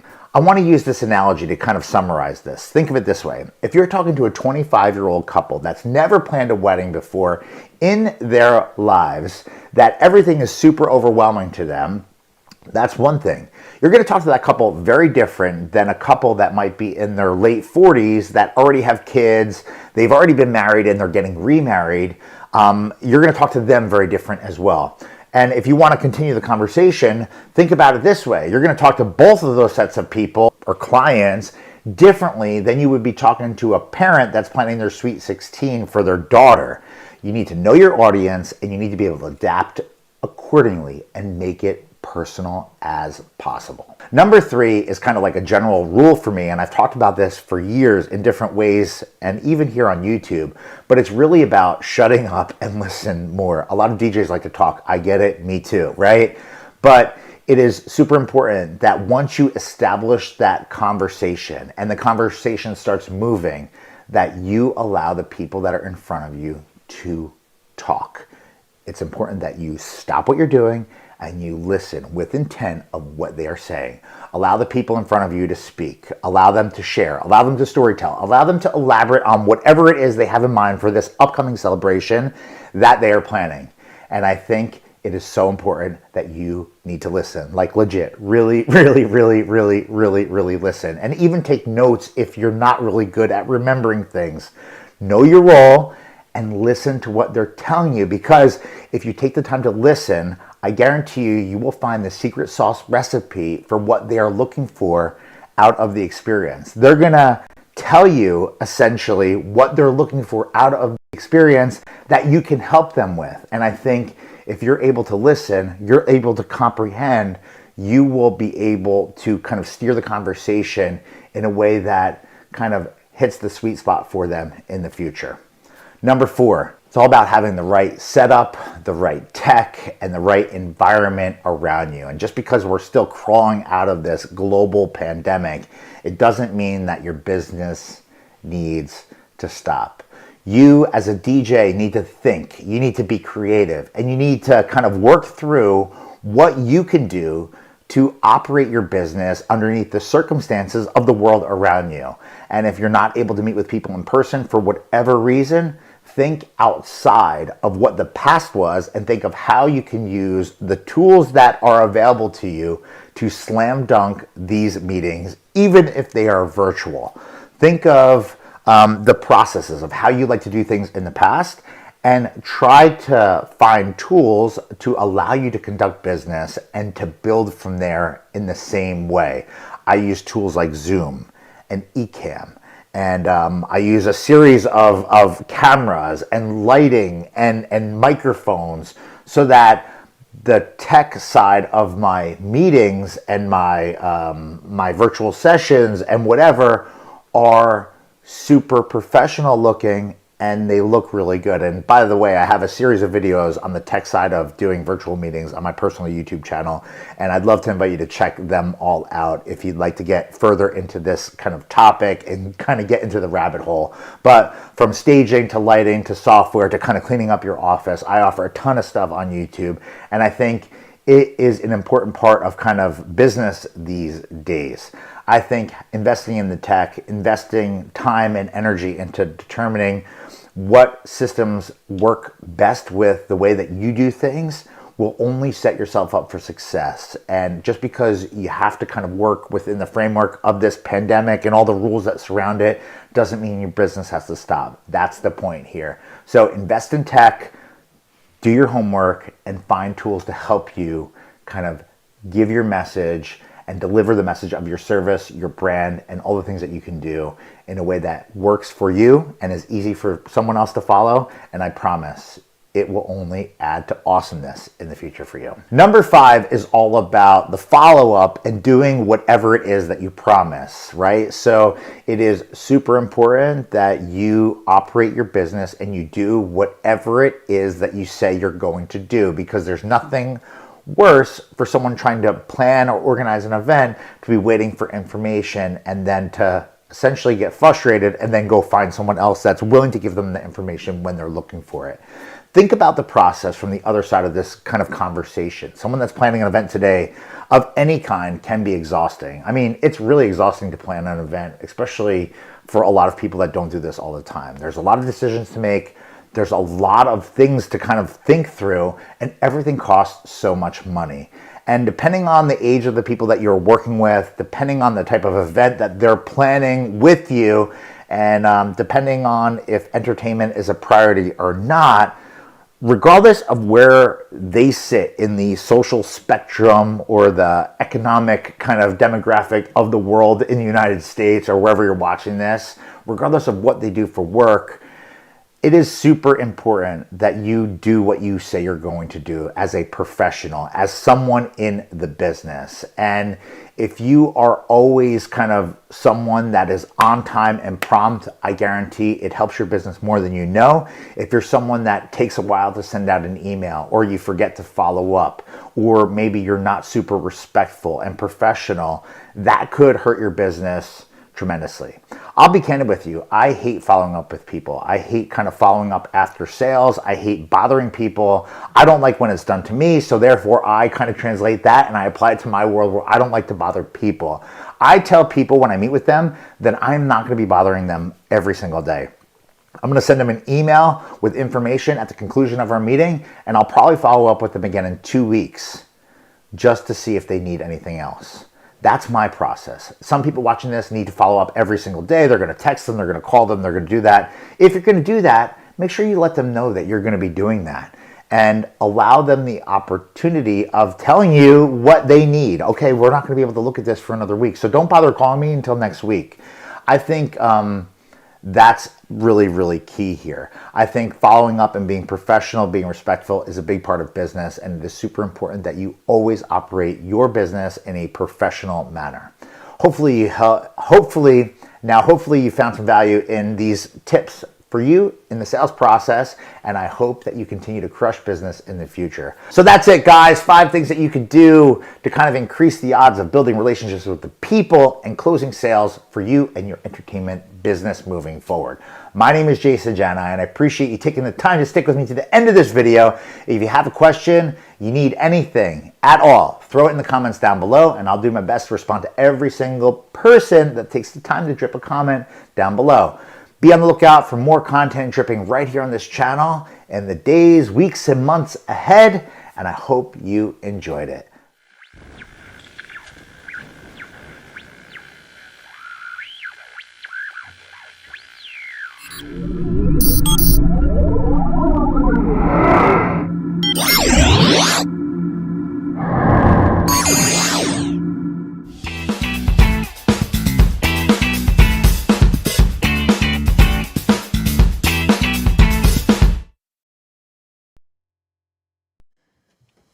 All right, Jason Jani there.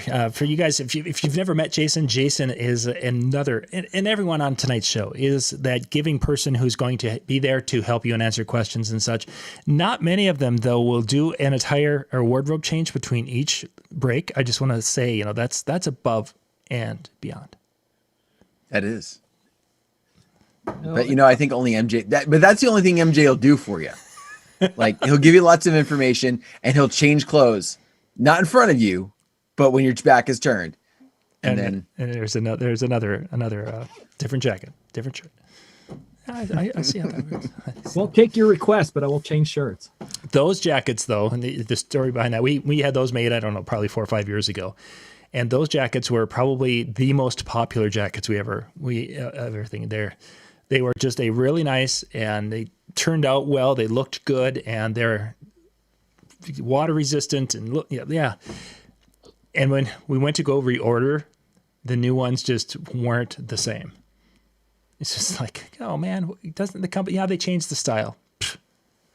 Yeah, it's not so cool. So my only complaint about these is that the wrist is a little tight for me because it has a bungee wrist. Oh yeah. No, mine has the strap. Mine's got a strap. Well, it has the strap too, but it also has the bungee wrist. See, I'm not skinny like you, Dan. Okay. I got man girth. Thanks. It's not called fat. It's called man girth. Okay. Okay.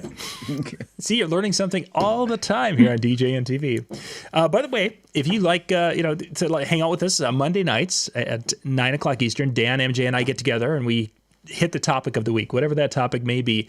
Most of the time, it's really important because it's something I came up with, and it probably is dealing with playing 80s music at your events. But sometimes we get other topics too.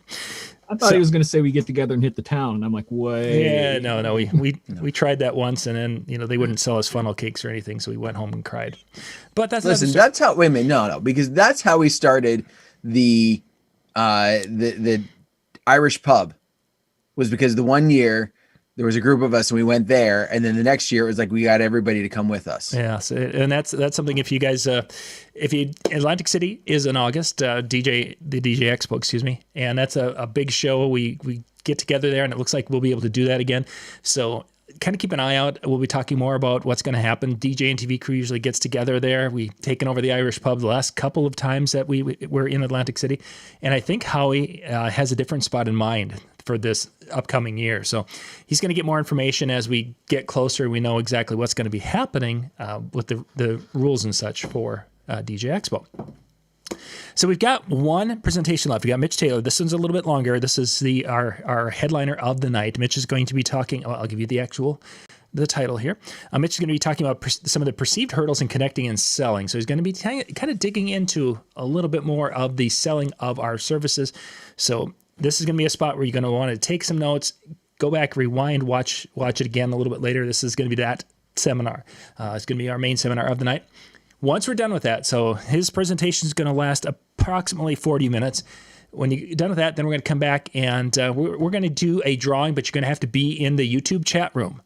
for the drawing. So make sure you get yourself back in that 40-minute time. If you need to step away, take a bathroom break. Change clothes. Yeah, if you got an attire change.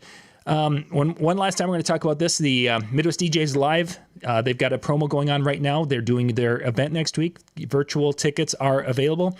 You go to MidwestDJsLive.com, enter DJNTV into the promo code box, and you can get the virtual pass, and you can get that for $40 off. You'll be able to watch the whole show next week live as it happens, which is really kind of cool. Technology is great that way. Let's see, Matt, I love the Irish pub. Yeah, that is a cool, quirky, small, kind of a almost gross bar. Let's face it, the bar is kind of gross. It's just uniquely decorated, and it's uniquely, And I say they fry the stuff like so well. It's like the food, and the food is good. The thing that I've heard is kind of gross is the bathrooms. It's just that's. You don't use the alley like the rest of us do. I think that's what that was. Probably a step up for us. I thought it was a restroom, but it might have been the alley. Might be the alley. That's the thing. It could be that. Maybe that was my problem. I went left and I should have gone right. I didn't. Yeah. So that's going to be coming up here in August. So let's see. We've got Mitch up next. Let's jump into Mitch, and then we'll be back, and then we'll do our drawing for tonight. So make sure to hang on out with us.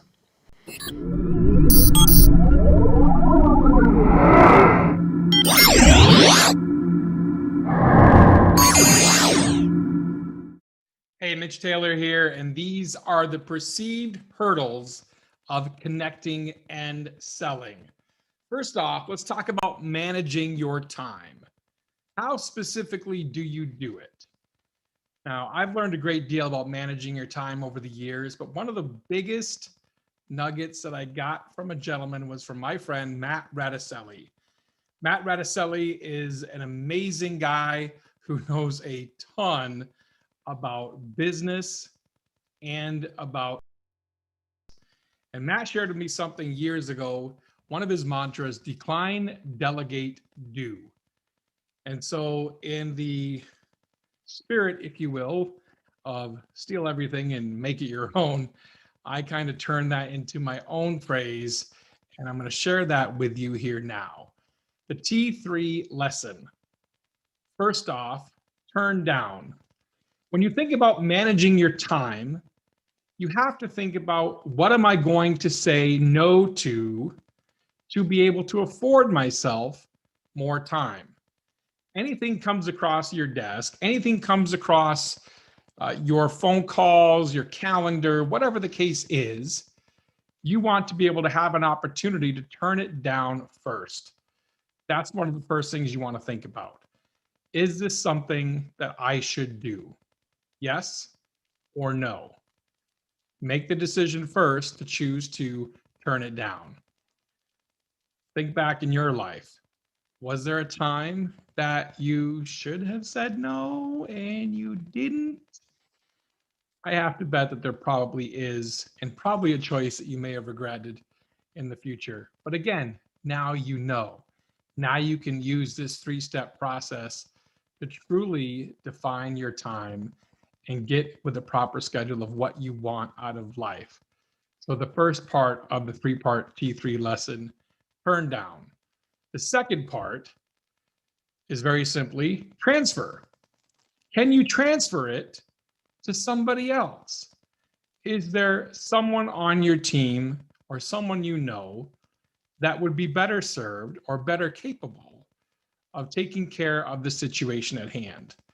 When should you transfer work? Transfer work if it's something that you don't enjoy doing. Transfer work when it's something that cannot fit in your schedule. Transfer work when you realize that you do have too much on your plate and you just can't reasonably be happy or get what you want done by taking the other task on. So you can choose to turn it down, or you can choose to transfer to someone else. So if you are saying, I'm not going to turn this down, we need to handle this, but I think someone else should be better suited for this, would be better suited for this, that's your opportunity to transfer it to somebody else. And finally, the third step in the process is to take on. And think about truly, when are you the right person for the job?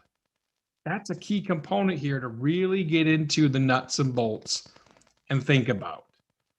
If it's something you love to do, if it's something you're passionate about, if it's something that truly will make you more money or bring you more happiness or give you the freedom you want to have, that, my friend, is the right answer for you to take on the job, the task at hand that you've been presented with. Something else to think about in the hurdle of managing your time. This is one of the best quotes that I believe I have ever seen on the thought process of time.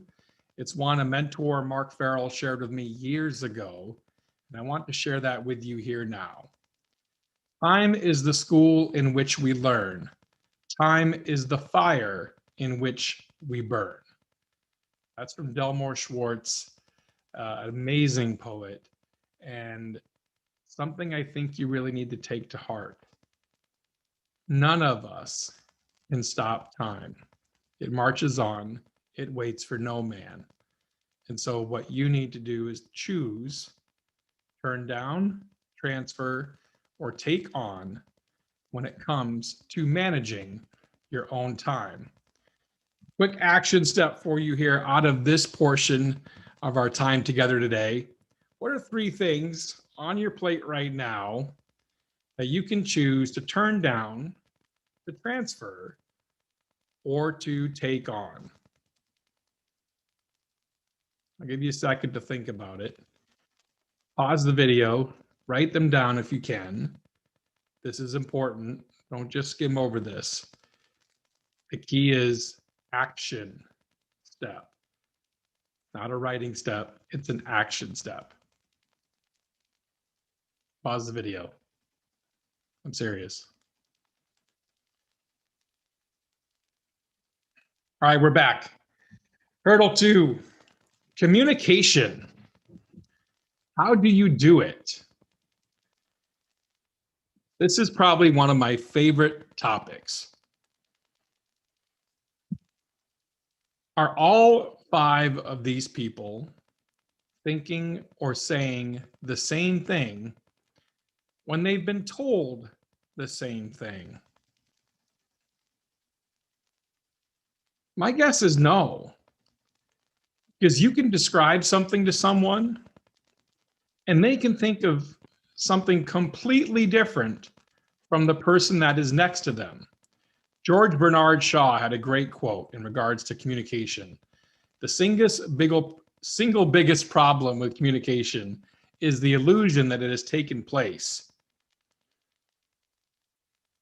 How true is that, my friends? The key is communication has to be clear. Clear is the biggest piece of communication. Make sure when you're communicating with someone, you are explicit about what you want and confirm that they understand what it is that you are asking for. So let's dive into 3 marks of clear communication.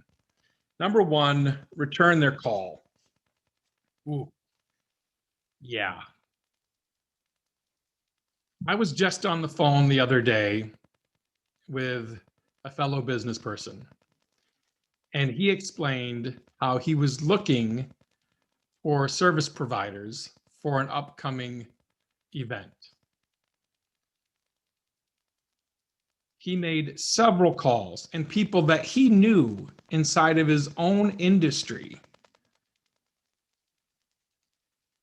There were several that didn't answer the phone. There were several that didn't even return the phone call. And there was also a few, one in particular, that waited 10 days to get back to him. 10 days. This is crazy. 10 days to get back to someone? In this instant age that we are in right now, where someone can deposit checks on their phone, they can call up someone, video chat, in China with a friend, it is crazy to me that you cannot get back to a client. Well, we're busy. We can't get back because we're so busy. If you're so busy, hire someone to take care of your phone calls, to take care of your clients, you know, the people that actually sign your paycheck. Because it's not you, my friend, it's your clients. Return their call. The first mark of clear communication. Let's jump into the second mark of clear communication. Building trust. I'm going to speak to the DJ side of things right now for you. And this is so important when you are speaking to a client that you are building trust. Let me give you an example. This is something I often chat about with couples in a sales consultation, a sales meeting. And we'll chat about their event, how things are going, what they want to have happen. And then I'll share with them a previous story about why they should hire us and also to build trust.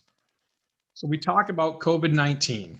Yes, COVID-19, the pandemic, has completely changed the world that we live in. There are things happening now that weren't happening less than 15 months ago. And it's crazy to think how much has changed. I share with them a story of one of our clients, or one of our past clients, contacting us after a wedding that we had performed, and the bride telling one of our MCs that she contracted COVID, she believes, at her own wedding reception. This is 5 days after the wedding took place. Okay, now what? The MC, of course, is kind of freaked out, doesn't know what to do, doesn't know how to handle it. And so I just tell her to pause. Half the things you worry about never come to pass, and let's just see where things go. And so we get a phone call the next day from the health department telling us that that MC has to quarantine. How are we going to handle that? It's gonna be tough, right? And so now that MC has to quarantine. And the funny thing is, we were told by the health department that that MC has to quarantine literally 1 hour prior to when they were supposed to leave and go do a rehearsal. So now what happens to the bride for that weekend? How do we handle things? And so I'm having this conversation and talking to this current client, and we're discussing timelines versus scripts, how we create an event. And I explained a timeline is more of a external document that is sent off to the photographer, the caterer, the banquet manager, the videographer. So everyone's on the same page, same paragraph. I then explained to them that we have scripts as well, which is more of an internal document, kind of like a run of show that has any surprises, any other specific details, certain announcements if they want them made a certain way, you know, flash mobs of prizes and the groom's going to do this for the bride and she doesn't know, or things like that. And so I explained to them that in this situation that I just described to you earlier, how great it is that we actually have the opportunity to be able to be sure that that wedding can happen exactly how it should, even though we now need to remove the previous MC due to the fact that they have been told to quarantine by the local health department. So I immediately placed the phone call to the current client. The current client then goes ahead and has the conversation, picks up the phone, we talk to her. I explained that someone else will be at her rehearsal for her, and we will make sure she is taken care of on her wedding day. She is now given a little bit of peace of mind because she knows that we have everything in place for a backup plan. Backup plans are crucial. And so when I'm sharing the story and building trust with the client I'm in a sales meeting with, it helps give them peace of mind because I'm able to ensure that everything is going to happen how they want it to happen, that we have been there and done that, and we build the trust with the client up front because they know we have everything in place. We go beyond just creating a timeline, but create an internal script, which can then be transferred to someone else if the need arises. So I ask you, my friend, what's your backup plan? Do you have a backup plan currently? And so many of you will say, oh, I got backup equipment. That's great. I'm glad you do. Is it there on site? Backup music. That's great. Is it there on site? Backup talent. Do you have backup talent? One of the big frustrations is a couple getting a phone call and a DJ bailing on them. Don't be that guy. Have backup plans in place. And now I encourage you to go beyond just average with a one-sheet timeline that has the songs on it and an order of events, but get specific. Maybe you're not a multi-talent company like us, like Tailored Weddings is. Maybe you're a single op. I've been there too. So network with other pros in your area. Have backup documents ready to be able to send at a moment's notice so that your clients are taken care of. They're not going to turn around and badmouth you. Is the equipment all the same? Well, maybe not in that case, but hopefully you work with other like professionals that have similar equipment. Is the music all the same? That might be a challenge as well, depending on music library and the other backup person keeping up. But it's a conversation to have. The ultimate goal here is for your own reputation to be taken care of. That's the ultimate goal. Do you have a backup plan for all of your events? What's the backup equipment? What's the backup music? What's the backup talent? Even most important. That bride for the following weekend was completely taken care of because we do have backup talent available and on call, ready to go, just in case for each and every wedding day. I encourage you, really strongly think about a backup plan for every event and know what's going to happen and have that plan of action ready to be executed at any given time should the need arise. I want to share another backup plan for you thought process here, and that's power. I remember performing a wedding reception years ago in a very remote location in Wisconsin. And upon heading out to the venue that morning, I always check the radar in advance. And we saw that there was major thunderstorms, severe thunderstorms, chance that afternoon, that evening. I brought extra battery backup for power that day. And I'm very grateful that I did because we managed to dodge the raindrops during the ceremony, bring everybody inside as we start the reception. It's pouring rain. And then finally, we get the special dances underway and taken care of. No sooner than 5 to 10 minutes into open dancing, a thunderstorm comes through, knocks out power to the whole resort. Now what? I sent my assistant outside to grab our battery packs, got them in, got them up and running within 5 minutes, and the bartenders come running in and basically, how are you playing music? And I said, we brought our own power. And we kept going. Now, in a very remote location like that, you don't have time to go back to your office and get backup power source or generator rental. We're in the middle of nowhere. If I had not had the foresight to bring backup power to that event and double it, that event doesn't go as long as it possibly could. And what you have to realize in regards to your backup plans for everything, this is a one-shot deal. There are no take twos. The photographer can go back and edit in Photoshop. The caterer can go back and fix a plate of food. We're live. We're going without a net. So it has to be right the first time. And there's very little chance for mistakes. So I encourage you to lay out these parameters, these steps, specifically what you're going to do in the case of a quarantine, in the case of unable to perform, in the case of someone calls in sick, in the case of, power, music, all those details. Make sure it's covered.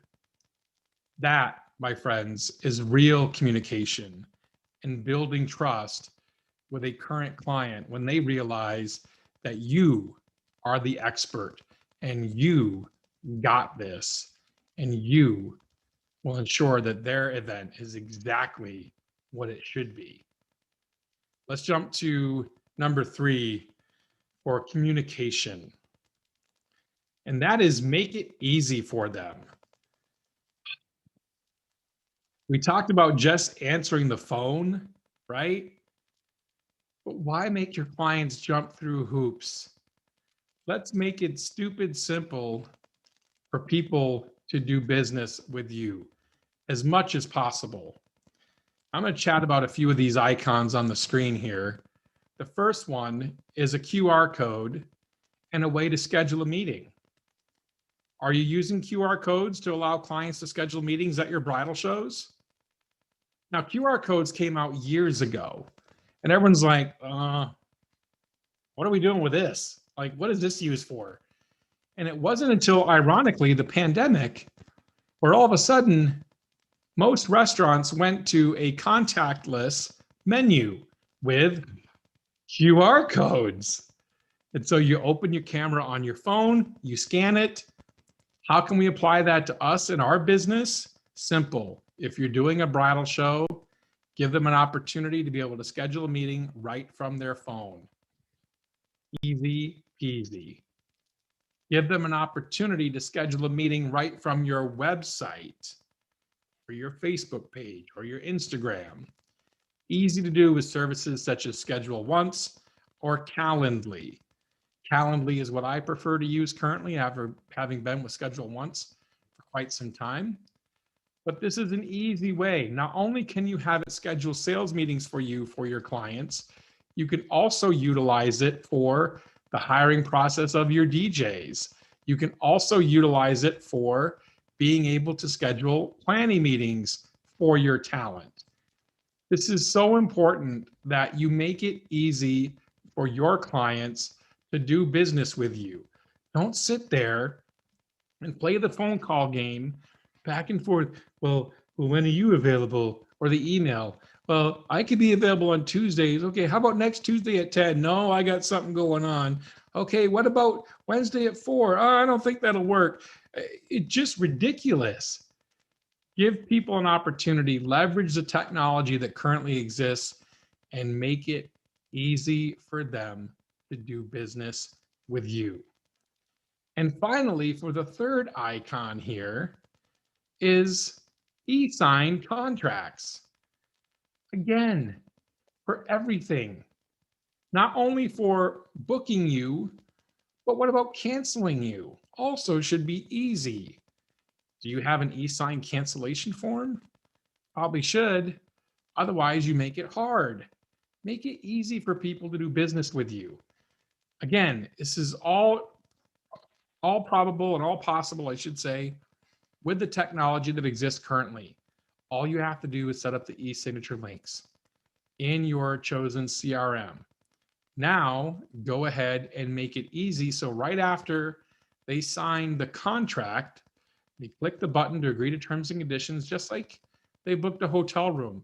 Our clients have been booking things online since they were teenagers. So they should expect you to evolve with the times and be a part of this as well. Click agree to the terms and conditions, type in your information, click submit, and then let's make it easy for them to pay us too. Why make them print off an agreement, grab an envelope, write an address, grab a stamp, put their return address in the top, or grab a sticker, go to the mailbox, drop in the mailbox, then you have to wait for your money and wait for a contract. That just takes way too long. It's foolish. There is no reason in the year we are in for anyone to not be able to make it easy for someone to do business with them now. So very simply, once they e-sign that agreement, have them send it over, or have them get sent to a link where they can make a payment right there via credit or debit card, or potentially even e-check. Make it easy for your clients to do business with you. So the 3 marks, again, of clear communication. Return their call. You'll be surprised how you will stand out if you simply return their call within 24 hours. In fact, that could be a guarantee for you on your website if you can guarantee that. Build trust with your clients by sharing stories that position you as the expert in your marketplace. This is so important to do. And finally, find new ways to make it easy for them to do business with you. I'm going to give you a bonus one. A bonus way to make it easy for your clients. In your planning forms for your couples, if you do weddings or mitzvahs or sweet 16s, you can also embed links to your own Spotify playlists. So if they need help with a certain song for that part, all they have to do is click the link below, boom, opens up a separate window, and now they have those songs right there that they can reference, listen to while they're filling out your planning forms. Again, make it easy for your clients to do business with you. Let's talk about hurdle number 3, building relationships and the perceived hurdles of connecting and selling. How do you do it in today's day and age of building relationships? Well, BNI is an organization that I'm a part of here locally. We have a great chapter that has been involved in several different fundraisers and area events, and lots of great people to refer business to. This is from a local Pulling for Honor event we did for UP Honor Flight, where we're able to honor veterans and bring them back to Washington, D.C. to pay their respects to their fallen heroes on the battlefield, of those that they fought with in those wars. It's a beautiful project. It's a way we can give back together as an organization and also help support our community. But I want to share with you specifically about the building relationships part of BNI. And BNI, again, is a global organization, Business Networking International, that allows you to really connect with the fellow professionals in your area. Now, when most people think of insurance, they think of a guy like this. Hey, I'm going to get you the best rates I get. Or you think of, oh, I got to pay this deductible and I'll get you a better rate. Or you think of Geico and you think of the lizard on TV, right? Well, here's the thing. 1-800 Jail is not going to be there for you like your local people will. So I encourage you, build relationships wherever you can, and especially in organizations such as BNI. This is my friend John Luft. John Luft is my insurance agent here locally. And many of you know or may know that my wife and I bought a house on Lake Michigan a couple years back. And we went through a very extensive remodel when we did. So much so that we had our furnace in our crawl space, and long stories regarding all of this. But suffice it to say that January of 2020, if this wasn't a sign of what was to come, January of 20, I guess it was actually December of 19, almost January of 2020, we had a crawl space, our crawl space flooded. Our sump pump stopped working, our crawl space is flooded. So what did I do? I called my insurance agent. I told him what was going on. Now, this is over the holidays, mind you, that week in between Christmas and New Year's, you know, when nobody answers their phone and nothing really gets done and people are out of the office because they're on vacation or holiday break, right? So here I am panicking as the husband. We have 1.5 feet of water in our 3-foot tall crawl space and no heat because, oh yeah, the furnace is in the crawl space and it's the end of December, so it's cold. So my wife and I are starting to get space heaters out, get things plugged in, starting to heat up the house a little bit, and it's crazy. And I left a voicemail for John because it said his office was closed. And I'm like, well, hopefully he gets it the next day and gets a hold of us the next day. 15 minutes later, John calls me back. He escalates the whole situation up to corporate in Lower Michigan.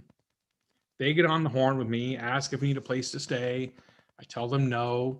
We just got, electric heaters around the house and we're going to make the best we can for the situation. Not only did John return the phone call within 15 minutes, see, building trust, returning phone calls, clear communication. He escalated up the ladder for us. And not only did he do all of that, my friends, John went the extra mile with amazing customer service by showing up that day with 2 pizzas for us. He showed up at my doorstep of my house that evening with 2 pizzas for us.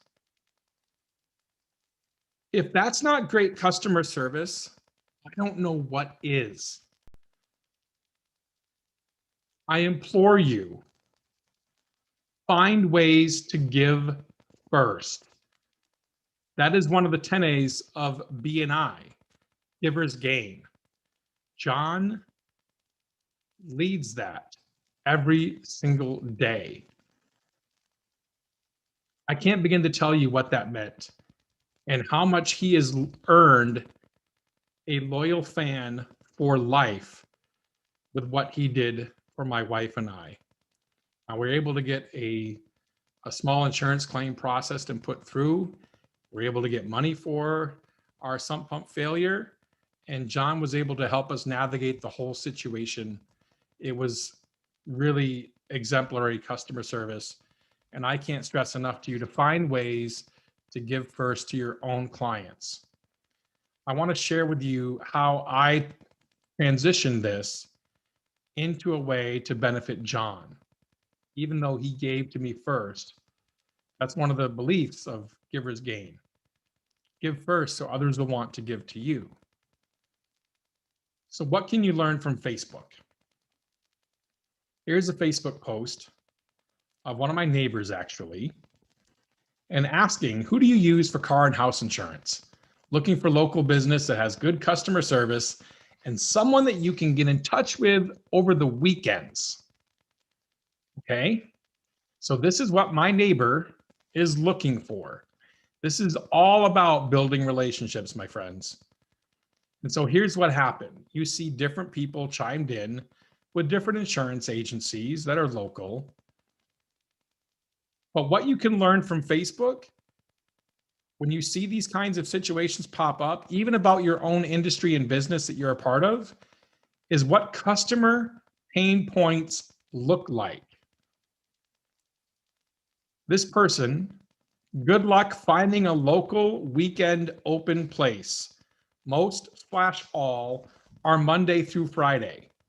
She's not wrong, but this is a pain point.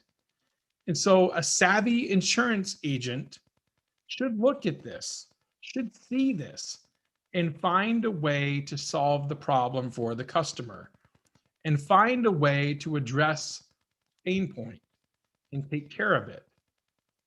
That's all sales is. Find a need and fill it. And this is one of those opportunities right here for a local insurance agent to take care of. Now I'm going to share with you what I shared earlier, but show you how I posted it on Facebook. And I told her, so let me tell you about my friend John Luft from Luft Insurance.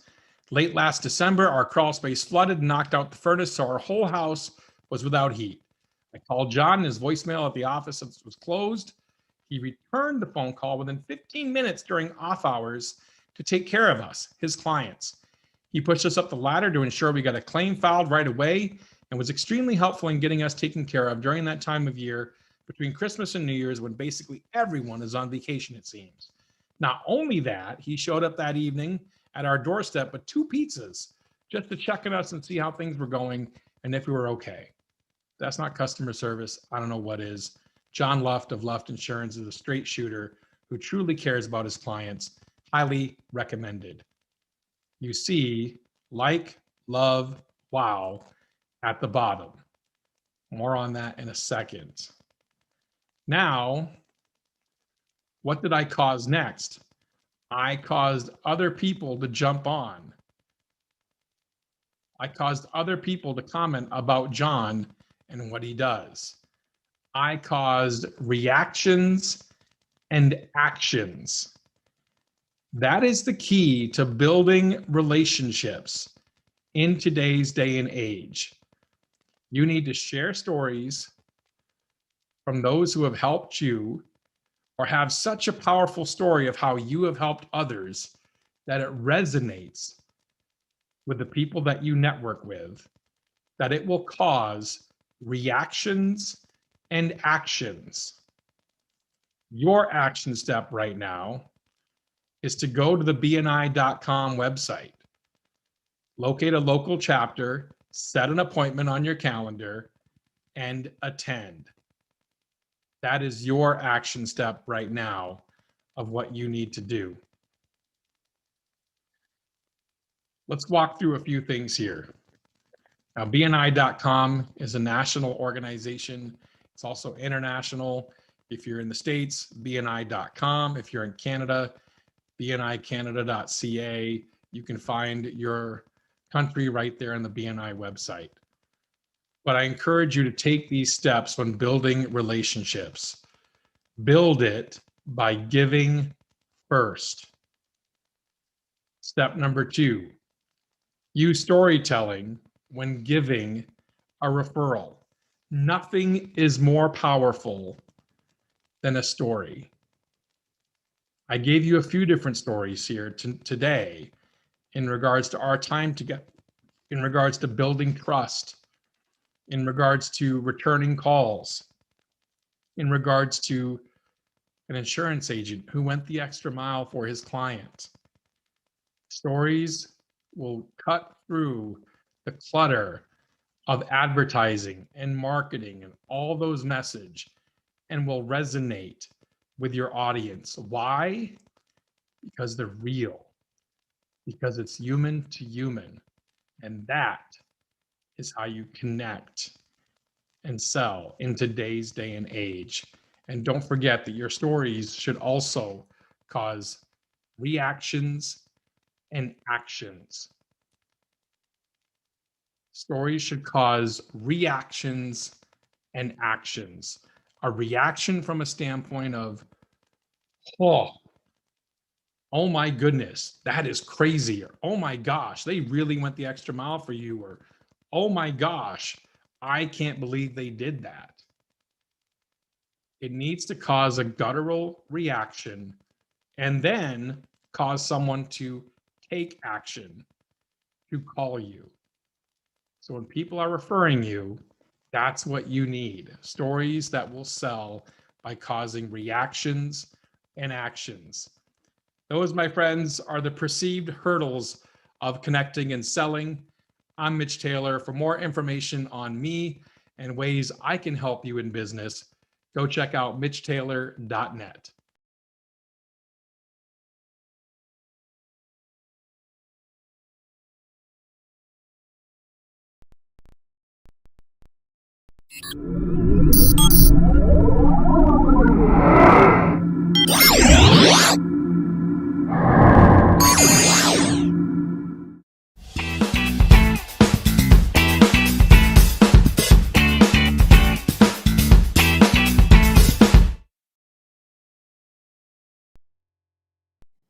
Here we are.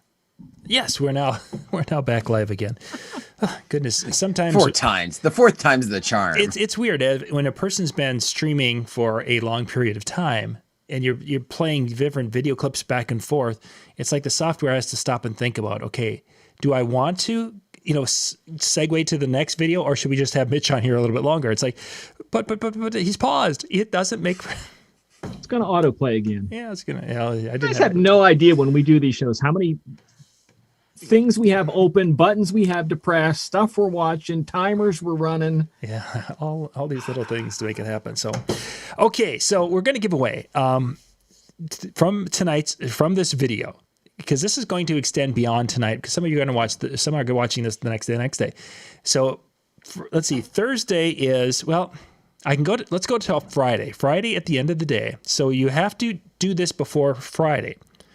And what you're going to do is you're going to send an email to me, john@discjockeynews.com, but it has to contain these two words. One word MJ is going to pick, and one word Dan is going to pick. So MJ, what is your word that they need to have in this email? Linoleum. Linoleum. Come on, give it to something you can spell. They have to check it, because we will be grading on spelling. No. I'm going to say, if it even phonetically looks like linoleum, I would accept that. Okay, well, we'll have to go. If it's not spelled right, then I'm going to run it past MJ. It can be La Noel I don't even care. You just want it. Linoleum. Yeah, no, try to say that. Let's say it. Okay, so that's one of the two words that you must have in that email in order to be registered for the drawing. We're going to be giving away a $100 gift certificate to NLFX Pro. And we're going to put the winner is going to be in the Sunday email. So if you go out to discjockeynews.com, you can sign up for the email if you don't get that, and then you will see who the winner is. It will be in that Sunday email. Dan, what's your word that they must have in that email? The word is pineapple. Pineapple. So you want your linoleum pineapples for this contest. You have to send this email to me, john@discjockeynews.com. It has to get to me by Friday, because Saturday we get everything ready for Sunday and such. So I'm not going to do it Saturday night. So if you get it after Friday, it's not going to count. Between now and Friday, send it in, and I'll put all those in. We'll do a drawing Saturday morning here and give away a $100 gift certificate to NLFX Pro. Then you guys can see it in the Sunday email. So outfits, yes, the outfits are changing. That's right. MJ is now in our final one. This is our convention coverage shirt that we have for DJNTV or Disc Jockey News. And not only does it have the little pocket insignia, but MJ, does yours have the in the back too? What? I don't even. Sure, I've never looked at the right back. here. Yes. Yes, that little Disc Jockey News, if you guys have ever done Does it say? Does it say kick me? No, it says kick me, It doesn't says it? Disc Jockey News across the back. And Okay. that little thing we've done that with all of our convention coverage shirts, because more people see the back of you as you're working and are like, oh, hey, it's the crew from the Disc Jockey News or the Weekend Handyman or whatever show we're covering. So that was kind of a little This is learning the shirt, thing. if you see me at the expo, any expo, this is what I'm wearing usually. Trying to have a collar and try to look professional. And yeah, As I stand there and joke about some device doing something. something great, like, taking that playlist and playing those songs on automatically. Or there is a video out there somewhere that John took of me where I was messing around with the PT1 is the little tiny scratch thing, and I'm scratching on it, and the fader knob flies across. He's like filming, and it goes off, and I'm like, oh, right back. I remember that one. Yeah, that happened. So next, you guys can go out to, see if I have it. Yes, I've got the chill room information. Howie is going to be hosting the chill room tonight here, and it's out at djntv.com/chill. Monday nights after our other shows are done, Howie hangs out in a chill room, and sometimes they do a recording of a show, and then it's hangout time. But tonight will probably be kind of a hangout time, and then if Howie wants to do a little recording, that's up to him this evening. But go out there. This is kind of that hallway talk for the rest of the evening, and you guys can go and share and stories and the thoughts of what you picked up from tonight, whatever it is. This is that time to connect with other DJs. So enjoy. Anything else, gentlemen? I'm back Wednesday night. Good. With last week we did music. This week we're doing mixing, so it'll be mixing things Wednesday night, and then I'm also going to follow that up with a live mix on Twitch because I need to practice. Yeah, there is that. And yeah, tomorrow night, Tuesday night with Ben Stowe, we are off this week. Ben's traveling, so we won't have a show. In the chill room tomorrow night, Jay and Brian will be there after 10 o'clock Eastern. You can bounce out to that. And I think that's about it. Yeah, I don't think there's anything else. And then, of course, our next one is coming up in May 17th. It's going to be featuring Jim Cerrone as our main speaker that night. So we're looking ahead and getting ready for that one. So I think we've covered the bases, guys. I think we have. Excellent. I'm out of shirts, so we have to be. Yeah, done. we're done now. Otherwise, It goes to Weekend Handyman after this, and then I got a few of those, and then we'll just kind of continuing on to. Plan to be back with us next Monday night, 9 o'clock Eastern. MJ, Dan, and I will be back, and we'll be covering some important topic. I mean, it could be earth shattering. Actually, we might have to talk about the Falcon and Winter Soldier and getting our opinions on it. Have you guys watched? I gotta get caught up. Yeah, that's what we're in that boat too. But I just watched 5 as far as I went. I haven't gotten the final one I'm yet. only in through. yeah, the final one's coming out Friday, so we've got the last 3 to watch, so we're gonna binge. The kids are like so fired up. Okay, so we stopped after the second one, and then we went back and watched. We went and had to watch Winter Soldier, Captain America: Winter Soldier, and then we had to watch Civil War to get the understanding, because okay, kids, you're not going to get the next, and then they watch that one and they're like, oh, this is so good now that we have a backstory. I'm not watching the Loki one because I've never been a fan of Loki, so I'm not even getting invested in that. Yeah. I just think it's fun, like to see Owen Wilson in there as in the mix with it. It should be good. Yeah, should be an interesting time. So anyway, catch us next Monday night at 9 o'clock Eastern, and we will see you then. Good night, everybody. Thanks for being with us.